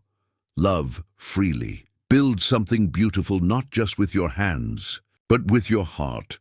And when you do, know that somewhere, somehow, your sister is smiling. All my love, always and forever, Emma P.S. Ask Clara to play Für Elise on her violin. I taught it to her during our long nights together, and I think you'll understand why when you hear it. The silence that followed was profound and complete. Beau sat holding the letter and the small wooden horse, tears streaming down his face, as he processed the magnitude of what his sister had orchestrated. Clara remained still, hardly daring to breathe as she waited for his reaction to this revelation that changed everything between them. Finally, Beau looked up at her, his eyes, red-rimmed but clear. "Für Elise," he said softly. "That was the last piece my mother played before she died." "Emma would remember that," Clara nodded, understanding the significance. "She taught me the melody during one of our last conversations. She said it was important that I learn it perfectly." "Will you play it?" Beau asked, his voice barely above a whisper.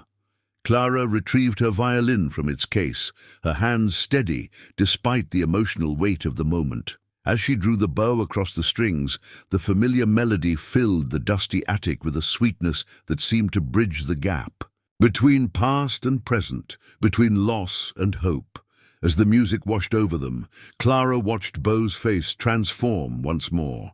The last walls around his heart were finally crumbling, revealing the man Emma had always known was still there, capable of deep love, worthy of happiness, ready to risk everything for the chance at a real partnership. When the last note faded away, Beau set aside the letter and the wooden horse and moved toward Clara with purpose.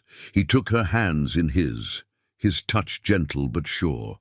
"Clara," he said, his voice rough with emotion but steady with newfound certainty, "I need to ask you something, and I need you to answer honestly." She nodded, her heart hammering against her ribs. "Are you here only because Emma asked you to come, or have you found something worth staying for on your own?" Clara looked into his dark eyes and saw not the guarded businessman who had met her at the train station, but the man his sister had described in all those midnight conversations, someone capable of extraordinary love once he allowed himself to trust. "I came for Emma," Clara said softly, "but I'm staying for you."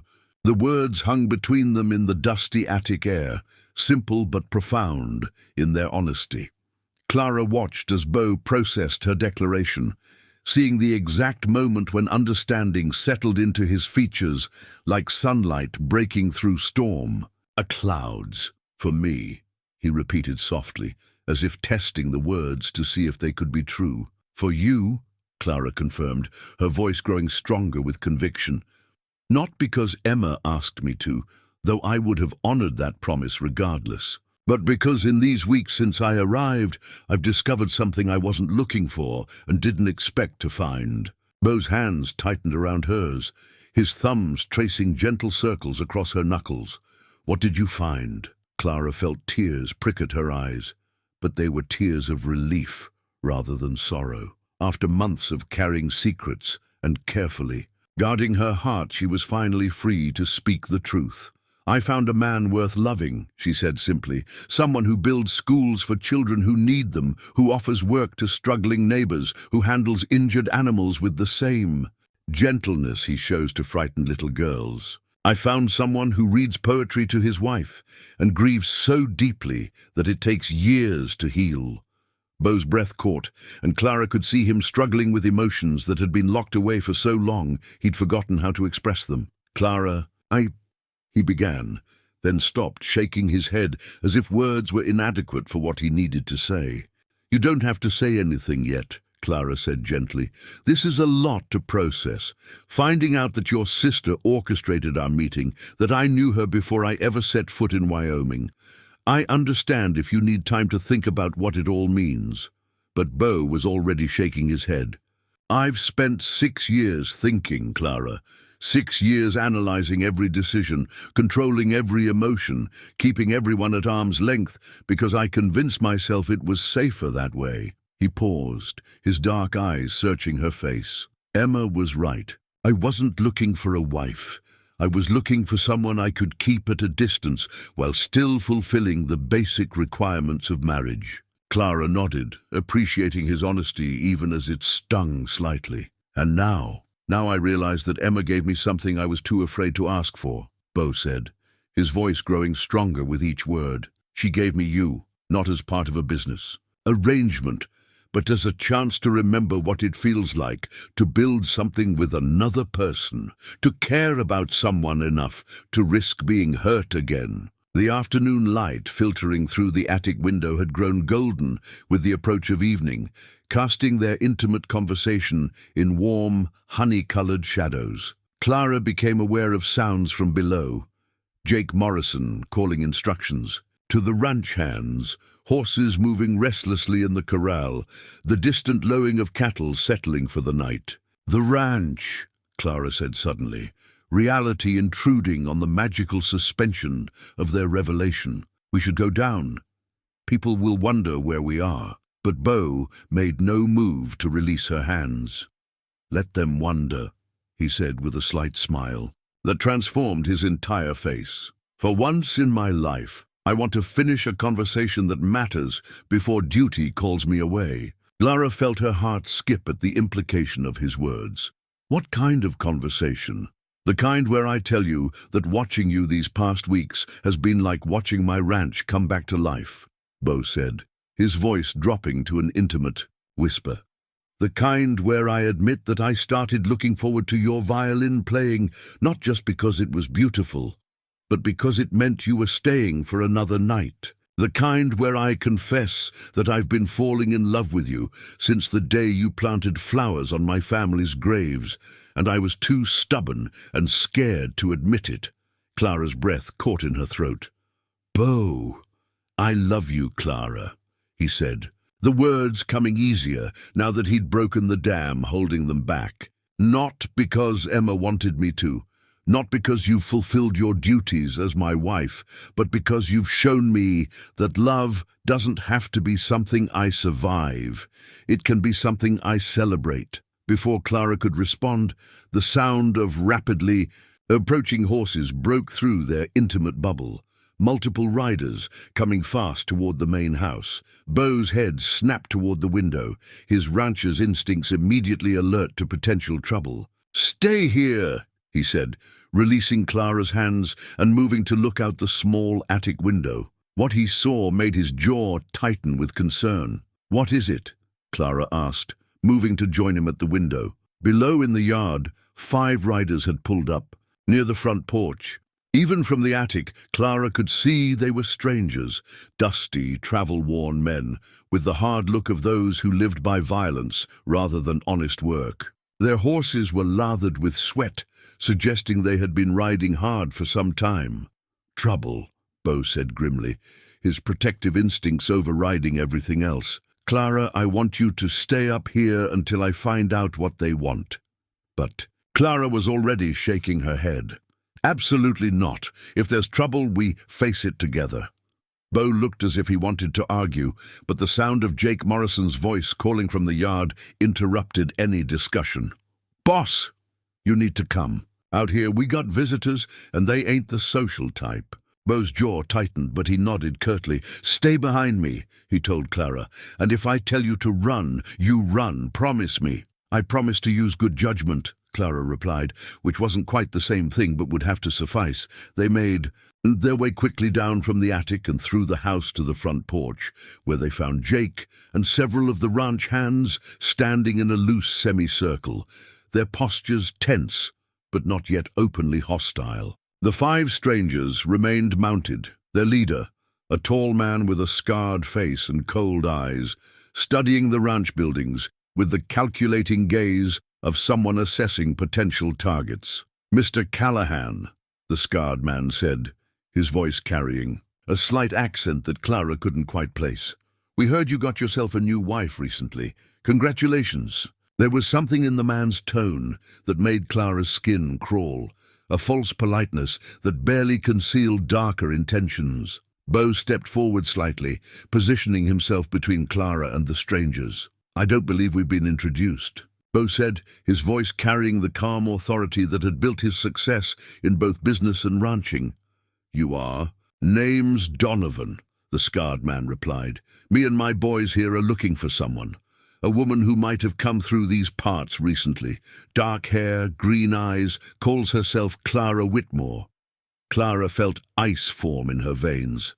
Somehow, impossibly, her past had followed her to Wyoming. She stepped forward before Beau could stop her, her chin raised with defiant dignity. "I'm Clara Callahan," she said, emphasizing her married name. "What business do you have with me?" Donovan's smile was predatory and unpleasant. "Well now, Mrs. Callahan, seems you left Chicago owing some money to some very important people.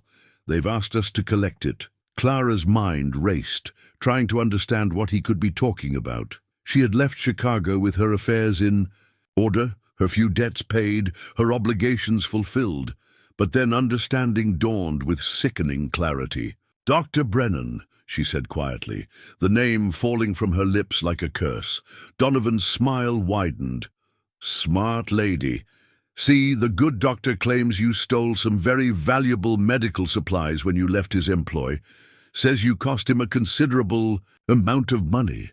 "That's a lie," Clara said hotly. "I never stole anything from Dr. Brennan or anyone else." But even as she spoke, Clara understood the trap that had been laid for her. Dr. Marcus Brennan had been the physician in charge of the charity ward where she had worked, a man whose wandering hands and inappropriate comments had made her employment increasingly difficult. When she had finally reported his behavior to the hospital administration, he had retaliated by making her working conditions unbearable until she was forced to resign. Apparently, his revenge hadn't ended there. Dr. Brennan says otherwise. Donovan continued, clearly enjoying Clara's distress. Says you took laudanum, morphine, surgical instruments. Valuable stuff. He wants compensation plus interest. $500 ought to cover it. The exact amount Beau had paid for a mail-order bride. Clara felt sick as she realized this wasn't coincidence. Somehow, Brennan had discovered her destination and sent these men not just to collect fabricated debt, but to humiliate and destroy the new life she had built. She doesn't owe anyone anything, Beau said, his voice cutting through the charged air like a blade. You're on my land without invitation, making accusations without proof. I suggest you leave before this becomes unpleasant. Donovan's attention shifted to Beau, and Clara saw something dangerous flicker in the man's cold eyes. Now, Mr. Callahan, this is between us and your wife. You don't want to get involved in business that ain't yours. Anything involving my wife is my business, Beau replied, moving slightly closer to Clara in a gesture that was both protective and claiming.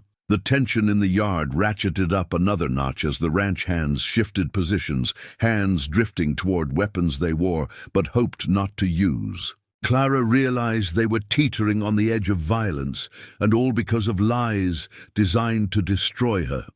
Beau, she said quietly, her voice carrying clearly in the tense silence. They're not here for money. They're here to hurt us. Donovan's mask of false politeness finally slipped completely. Smart and pretty. No wonder Brennan was so fond of you. His meaning was clear and disgusting, and Clara saw Beau's hands clench into fists at his sides. That's enough, Beau said, his voice deadly quiet. You have 30 seconds to get off my land before I start shooting. 5 men against, what, 8?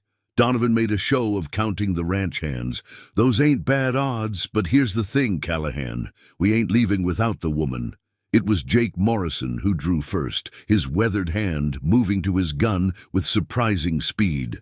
But the strangers had been expecting trouble, and they reacted with the practiced violence of men who lived by intimidation and force. Clara, run! Beau shouted, even as he threw himself toward the porch railing to take cover. But Clara was already moving, not away from the fight, but toward the house where she knew Beau kept a rifle by the front door. If these men thought they could destroy her new life with lies and violence, they were about to learn that Clara Callahan, née Whitmore, was not a woman who surrendered easily. The showdown that would determine their future was about to begin, and Clara intended to stand beside her husband and fight for the love they had just discovered. The first gunshot shattered the evening air like breaking glass, followed immediately by the thunder of boots on wooden planks as both sides sought cover. Clara's heart hammered against her ribs as she pressed herself against the front door, her fingers closing around the stock of Beau's Winchester rifle. Clara! Beau's voice carried across the chaos from where he had taken position behind the porch railing. Stay down! But Clara was already moving, checking the rifle's action with the competence of someone who had learned to handle firearms during her nursing work in rough neighborhoods. The weapon was loaded and ready, and Clara felt a grim satisfaction as she took position by the front window where she could cover Beau's flank.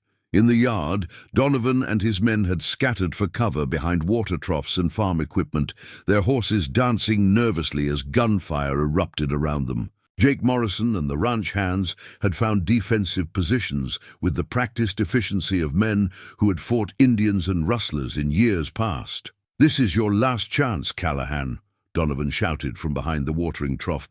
"Send out the woman, and we'll ride away peaceful-like. Go to hell." Beau's response was punctuated by a rifle shot that sent splinters flying from the trough's wooden edge, inches from Donovan's head. Clara felt a surge of fierce pride at her husband's defiant protection of her, even as she recognized the dangerous odds they faced. 5 hardened gunmen against 8 ranch hands was not the hopeless situation Donovan had suggested, but it would be a bloody fight that could easily go either way. "Jake!" Beau called out during a brief lull in the shooting. "Circle around behind. The barn. Billy, you and Tom cover the left flank." The foreman nodded grimly and began working his way toward better position, his movements careful and deliberate. Clara watched through the window as the battle lines formed, her trained eye assessing injuries and calculating risks with the same analytical detachment she had learned in hospital emergency wards. It was then that she spotted movement at the far edge of the property, additional riders approaching fast from the north. Her stomach dropped as she counted them. 6 more men, riding hard toward the ranch with weapons already drawn. "Beau!" she called out urgently. "More riders coming from the north!" Beau's head snapped in the direction she indicated, and Clara saw his jaw tighten as he assessed the new threat. 11 against 8 was much worse odds, especially if the newcomers managed to catch the ranch hands in a crossfire. "We need to get inside," Beau said, his tactical mind already adjusting to the changed situation. "Jake, fall back to the house." But as the foreman began his retreat, one of Donovan's men rose from cover and took careful aim. Clara saw the danger. Before anyone else, her position at the window giving her a clear view of the ambush about to unfold. Without conscious thought, Clara raised the Winchester and fired. The shot took the gunman high in the shoulder, spinning him around and sending his own shot wild. Jake Morrison dove for cover, unaware of how close he had come to death. "Nice shooting, Mrs. Callahan," Jake called out with grim humor as he scrambled toward the porch. Clara felt no satisfaction in wounding another human being, but she felt no regret either. These men had come to her home with violence and lies, threatening the life she had built, and the man she loved. She would do whatever was necessary to protect both. The approaching riders were close enough now that Clara could make out individual features, and what she saw made her blood run cold. These weren't more of Donovan's hired guns, they were worse. The man leading them wore a badge that glinted in the dying sunlight, and Clara recognized the calculated cruelty in his face that she had learned to fear during her final months in Chicago. "It's Sheriff Hawkins," she said, her voice carrying clearly to Beau despite the ongoing gunfire. "He's one of Brennan's people."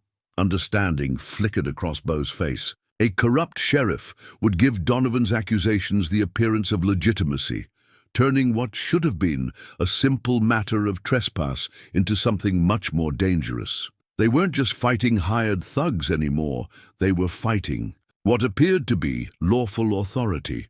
"Mrs. Clara Callahan," the sheriff's voice boomed across the yard as he and his men took positions that effectively surrounded the ranch house.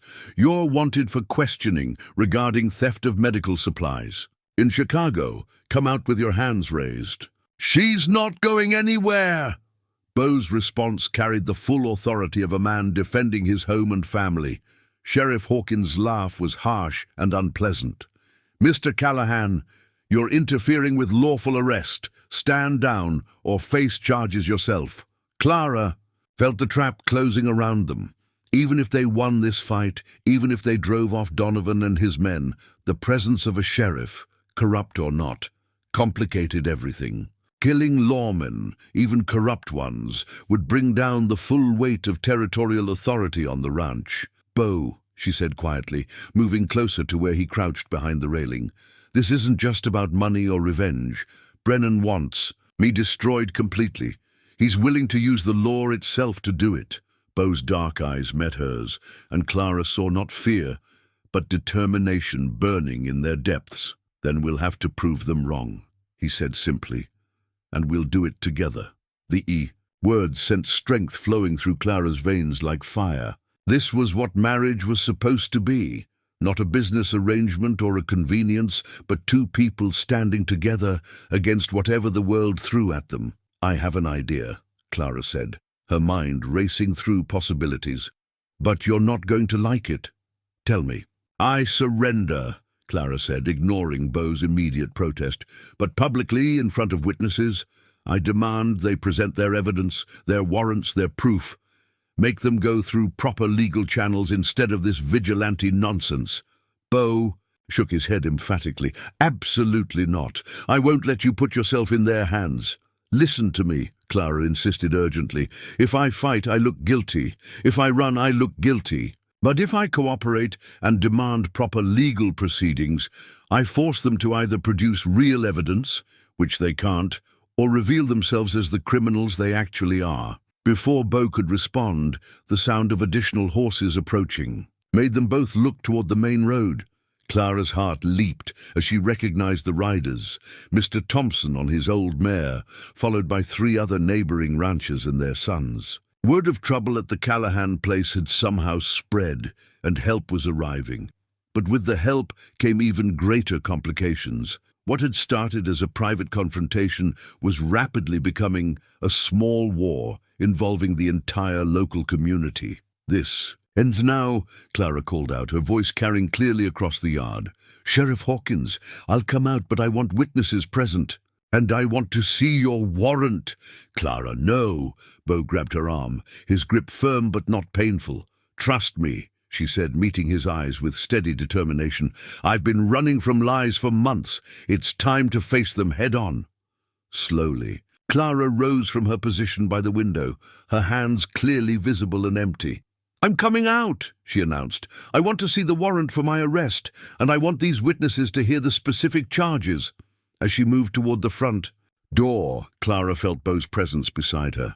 He had risen as well, his rifle held ready but not directly threatening. "If you're going out there, I'm going with you," he said quietly. "Beau, that's not—" "We're married, Clara," he interrupted, his voice carrying the same quiet authority that had built his ranch empire. "Whatever happens to you happens to both of us. That's what the vows meant, even if we didn't understand it at the time." Together, they stepped onto the front porch, Clara with her hands raised, Beau with his rifle lowered, but ready. In the yard, Sheriff Hawkins and Donovan exchanged glances that confirmed Clara's suspicions about their relationship. "Very wise, Mrs. Callahan," the sheriff said with false pleasantness. "Now step away from your husband and come along quietly." "First the warrant," Clara said firmly, "and the specific charges. These witnesses have a right to know what law I'm supposed to have broken." Mr. Thompson and the other arriving neighbors had positioned themselves strategically around the yard, their presence adding a layer of legitimacy that neither the sheriff nor Donovan had expected. Clara saw uncertainty flicker across several faces as the situation became more complex than a simple arrest. "You're accused of theft of medical supplies valued at over $500 from Dr. Marcus Brennan's clinic in Chicago," Sheriff Hawkins announced. "Dr. Brennan has sworn out a complaint and requests extradition." "Where's the warrant?" Beau demanded, his voice cutting through the official-sounding words like a blade. The sheriff's hesitation was brief but telling. "The warrant is being processed through proper channels. Dr. Brennan's sworn statement is sufficient for preliminary arrest." Clara felt a surge of vindication. "No warrant," she said clearly, ensuring all the witnesses could hear. "No specific evidence. Just the word of a man who sexually harassed his female employees and retaliated when they reported his behavior." The words carried across the yard like a thunderclap, and Clara saw several of the gunmen shift uncomfortably. Even men who lived by violence often drew lines at certain kinds of degradation. "That's a serious accusation, ma'am," Mr. Thompson called out from his position near the corral. "You got proof of that?" "Hospital records," Clara replied. "Witness statements from other nurses. A formal complaint filed with the hospital administration that led to Dr. Brennan's censure." She paused, letting the implications sink in. "All of which can be verified through proper legal channels if anyone cares about actual justice." The tableau held for a long moment, tension crackling through the air like electricity before a storm. Clara could see the calculations happening behind multiple sets of eyes as everyone present tried to assess the shifting dynamics of law, justice, and personal interest. It was Donovan who broke first, his patience finally exhausted with legal niceties. "Enough talking," he snarled, raising his gun toward Clara. "We're taking her, warrant or no warrant." The movement shattered the fragile peace like breaking glass, and Clara realized that whatever happened next would determine not just her fate, but the kind of life she and Beau would be able to build together. Donovan's gun had barely cleared leather when Beau moved, his rifle coming up with fluid precision, born of years protecting his land and livestock. The sharp crack of his Winchester echoed across the yard, and Donovan's weapon spun from his hand.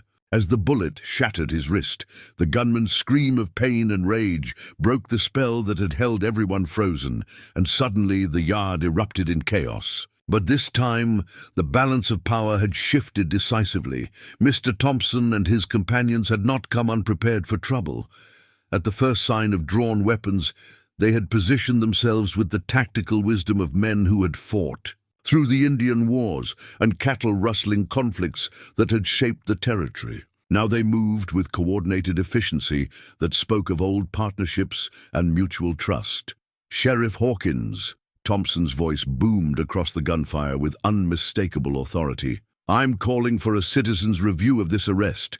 These folks got rights and we aim to see they're respected." The corrupt sheriff found himself caught between multiple lines of fire, his hired guns outnumbered and outmaneuvered by men who knew this land and fought for their neighbors rather than money. The tactical situation had become hopeless for Donovan's. "Aside! Stand down!" Hawkins shouted, but his voice carried desperation rather than authority. "This is official business." "Not without proper warrants, it ain't," came the reply from old Pete Henderson, whose ranch bordered the Callahan property. "We know the law out here, Mr." Clara watched the confrontation unfold with a mixture of fierce pride and deep gratitude. These were her neighbors now, people who had accepted her, not because of any legal arrangement, but because of what she had contributed to their community. They were fighting for her because she had proven herself worthy of their protection. Jake Morrison had worked his way around behind the remaining gunman, his weathered face grim with purpose. "You boys got about 10 seconds to throw down your weapons," he called out. "After that, things get permanent-like." The mathematical reality of their situation was becoming clear, even to Donovan's hired thugs. Wounded and outnumbered, facing men who knew how to shoot and had every legal right to defend their neighbors, they began to reassess their commitment. To Dr. Brennan's money, it was one of the younger gunmen who broke first, raising his hands and carefully placing his weapon on the ground. "I didn't sign up for no war," he announced. "This was supposed to be simple collection work." His surrender created a cascade effect as 2 more of Donovan's men followed suit, leaving only the wounded leader and Sheriff Hawkins still fighting what had become an impossible battle. "Donovan!" Beau called out, his rifle trained steadily on the gunman who had threatened his wife. "It's over. Tell your boss that Clara Callahan is under the protection of this community, and any further harassment will be met with appropriate force." Donovan clutched his shattered wrist, his face twisted with pain and fury. "This ain't finished, Callahan. Brennan's got money and connections. He'll keep coming." "Then he'll keep losing," Clara said, stepping forward with her chin raised defiantly. "Because I'm not the frightened woman who ran from Chicago. I'm Clara Callahan now, and I've got family here." The words rang across the yard with quiet certainty, and Clara felt their truth settle into her bones like roots finding good soil. She was no longer alone, no longer running from lies and threats. She had found her place and her people, and she would defend both with everything she had. Sheriff Hawkins holstered his weapon with obvious reluctance, his face flushed with the humiliation of tactical defeat. "This ain't over," he muttered, but the words carried no real threat. His authority had been exposed as false, his support evaporated, and his reputation damaged beyond repair. "You're right," Mr. Thompson said mildly. "It ain't over. You'll be explaining to the territorial marshal how you came to be working with hired guns to arrest a woman without proper warrants. That should make for interesting conversation." As the defeated men gathered their wounded and prepared to retreat, Clara felt Beau's arms slip around her waist in a gesture that was both protective and claiming. She leaned into his strength, amazed at how natural it felt to share this burden with someone who understood its weight. "You all right?" he asked quietly, his voice meant for her ears alone. "I am now," Clara replied, and realized she meant it. Completely.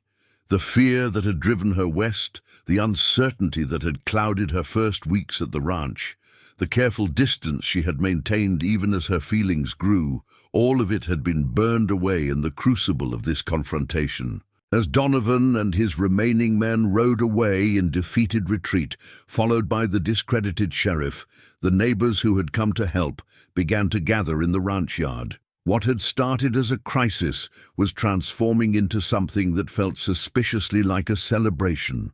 "Mrs. Callahan," Pete Henderson said, removing his hat with old-fashioned courtesy, "I reckon you handled yourself real well today.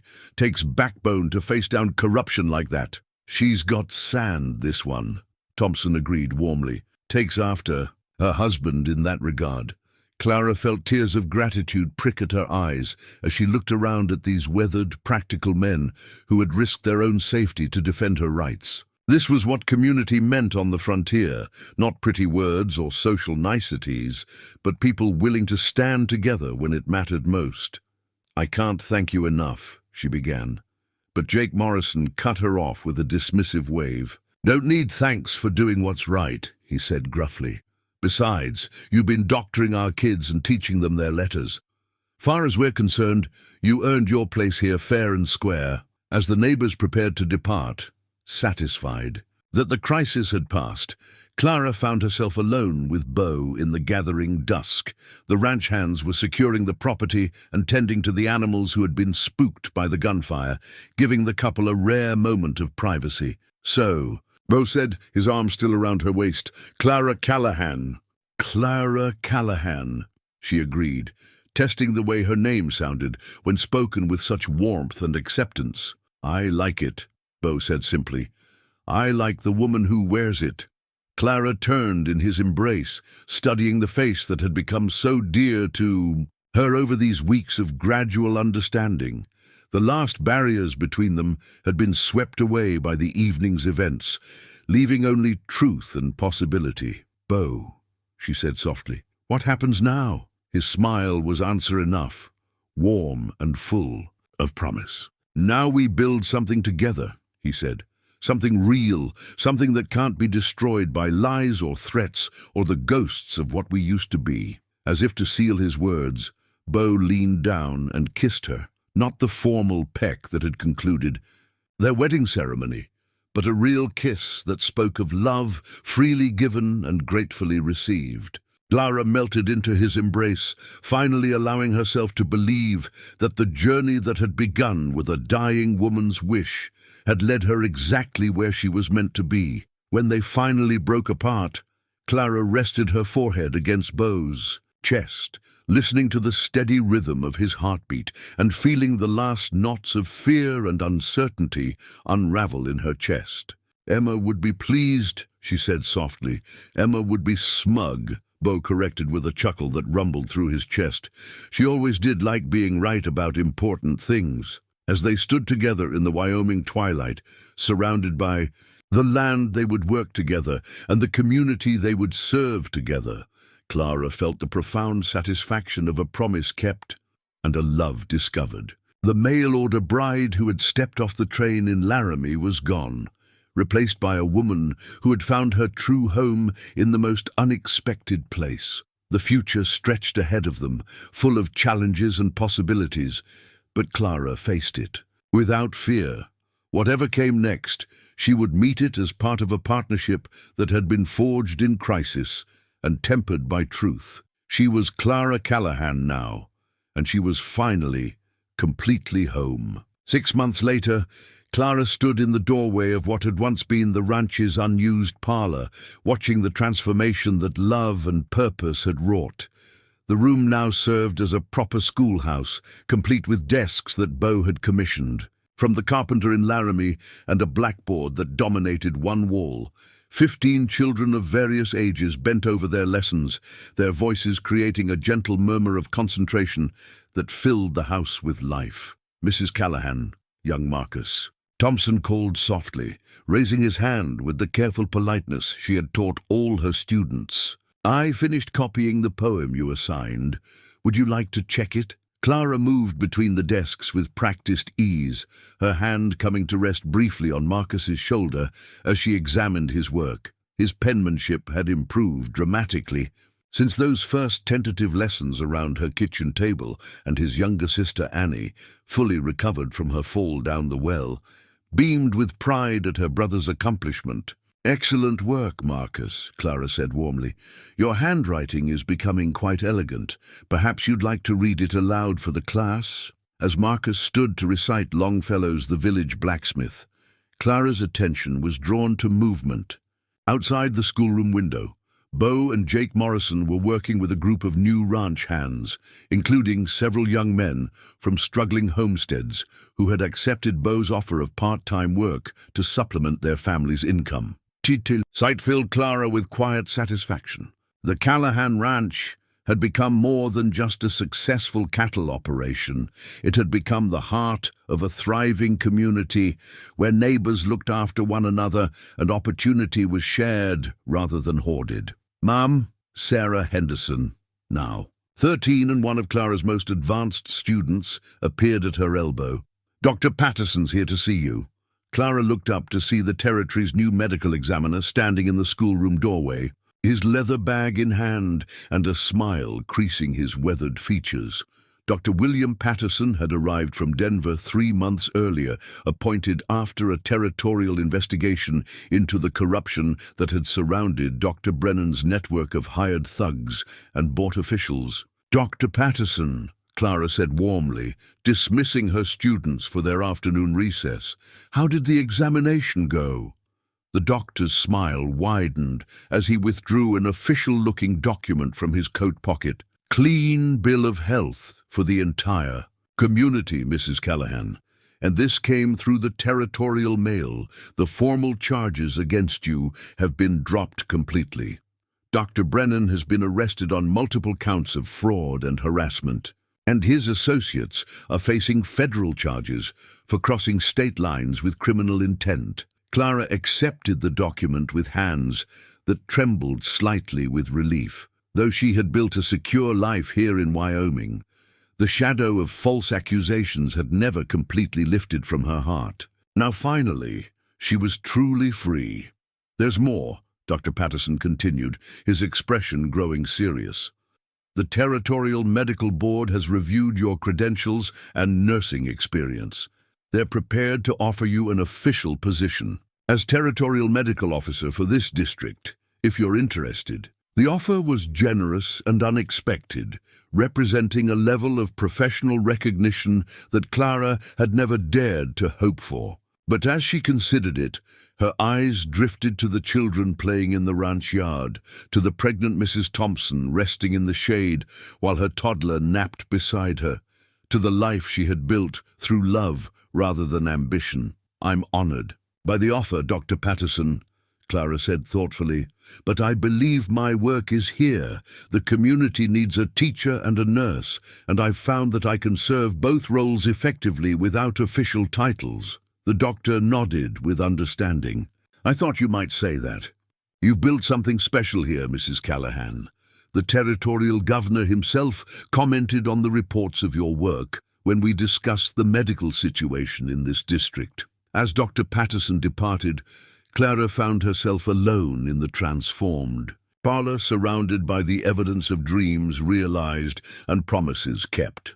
The afternoon light, streaming through windows that had once been shrouded in dust covers, illuminated children's artwork on the walls, books on shelves that had stood empty for years, and photographs that Beau had finally brought down from the attic. The family portrait that had once been too painful to display now held a place of honor on the mantelpiece, no longer a monument to loss, but a celebration of love that transcended death. Beside it sat a newer photograph, Clara and Beau on their wedding day, not the hasty civil ceremony that had made their arrangement legal, But the church wedding they had celebrated 3 months later with the entire community present. Mrs. Callahan? Clara turned to find little Beth Thompson in the doorway, her small face serious with importance. "Mr. Callahan says to tell you that the new foal was born, and would you like to come see?" Clara's heart swelled with anticipation. The mare's pregnancy had been difficult, and she had been helping Beau monitor the situation for weeks. A successful birth represented not just new life on the ranch, but another small miracle in a place that had learned to celebrate such things. She found Beau in the barn, kneeling beside a chestnut mare who regarded her newborn colt with the bemused pride of new motherhood. The foal was already attempting to stand on legs that seemed impossibly long and fragile, his coat still damp from birth, but his spirit undaunted by the challenge of existence. "He's perfect," Clara breathed, settling beside Beau in the clean straw. "Look at those markings. He's going to be beautiful, like his mother," Beau agreed. But his eyes were on Clara rather than the horse. Strong, beautiful, and brave enough to take on anything. Clara felt warmth spread through her chest at the love in his voice, still sometimes surprised by the openness that had replaced his careful reserve. The man who had once guarded his emotions like precious secrets now shared them as freely as he shared everything else in his life. "Dr. Patterson brought word," Clara said, leaning into Beau's solid warmth. "The charges have been dropped completely. Brennan's been arrested." Beau's arm tightened around her shoulders. "It's finished then. Really finished." "Really finished," Clara confirmed, "though I don't think I would change any of it, even if I could. The journey that brought me here, the challenges we faced, they made us who we are." "Emma's plan worked better than she could have imagined," Beau said with a chuckle. "She always was too clever for her own good." They sat in comfortable silence, watching the foal's determined efforts to master the art of standing, while his mother provided encouragement and gentle nudges. Around them, the barn filled with the familiar sounds of ranch life. Horses moving in their stalls, cattle lowing. In distant pastures, the voices of ranch hands beginning the evening chores. "Clara," Beau said softly, his voice taking on the particular tone that meant he had something important to say. "I've been thinking about what you said to Dr. Patterson, about your work being here." Clara looked up at him, noting the slight nervousness in his expression. "What about it?" "I agree that your work is here," Beau said carefully, "but I was wondering if you might consider expanding it slightly." Before Clara could ask what he meant, Beau reached into his shirt pocket and withdrew a small velvet box that made Clara's breath catch in her throat. "This belonged to my grandmother," he said, opening the box to reveal a delicate gold ring set with a small but perfect diamond. "I know we're already married, but our first wedding was about contracts and arrangements. I'd like our second wedding to be about love and promises and the family we're going to build together." Clara stared at the ring, her heart hammering against her ribs with joy and wonder. "Beau, marry me again, Clara," he said, his voice rough with emotion. "Not because a dying woman asked you to, not because I needed a practical arrangement, but because I love you and want to spend the rest of my life building something beautiful with you." Clara's answer was lost in tears of happiness as she threw her arms around his neck, holding him tight against her heart, while the foal finally achieved his goal of standing upright, and the evening light painted everything in shades of gold. And "Promise. Yes," she whispered against his ear. "Yes to everything. The ring, the wedding, the family, the future. Yes to all of it." As Beau slipped the ring onto her finger, Clara reflected on the journey that had brought them to this moment. She had come west as Clara Whitmore, a woman running from grief and lies, carrying a dying woman's letter and a desperate hope for redemption. She had become Clara Callahan, a woman who had found her place in the world and the love of a man worth fighting for. Outside the barn, the Wyoming sunset painted the sky in brilliant colors that promised fair weather for the days ahead. Children's laughter echoed from the ranch yard, where lessons had given way to games, and the sound of Jake Morrison's harmonica drifted from the bunkhouse where the hands were settling in for another peaceful evening. The ranch that had once been a monument to solitary success had become a testament to the power of love to transform not just individual hearts, but entire communities. Clara had kept her promise to Emma, but in doing so, she had discovered something even more precious than redemption. She had found home. She had found love. And she had learned that sometimes the most beautiful stories begin not with passion and romance, but with two broken people brave enough to trust each other with the delicate work of healing. As they walked hand in hand back to the house where their students were helping to prepare dinner and their neighbors were gathering for another evening of shared fellowship, Clara smiled to think what Emma would say if she could see them now. "Thank you," she whispered to the Wyoming wind, knowing somehow that her words would find their way to the sister whose love had made all of this possible. The future stretched ahead of them, bright with possibility and anchored by the kind of love that could weather any storm. Clara Callahan was exactly where she belonged, and she intended to spend the rest of her life proving worthy of the gift she had been given. In a world built on hard bargains and uncertain dreams, she had found the one thing that could never be bought or sold, a love that transformed everything it touched, making the impossible not only possible, but inevitable.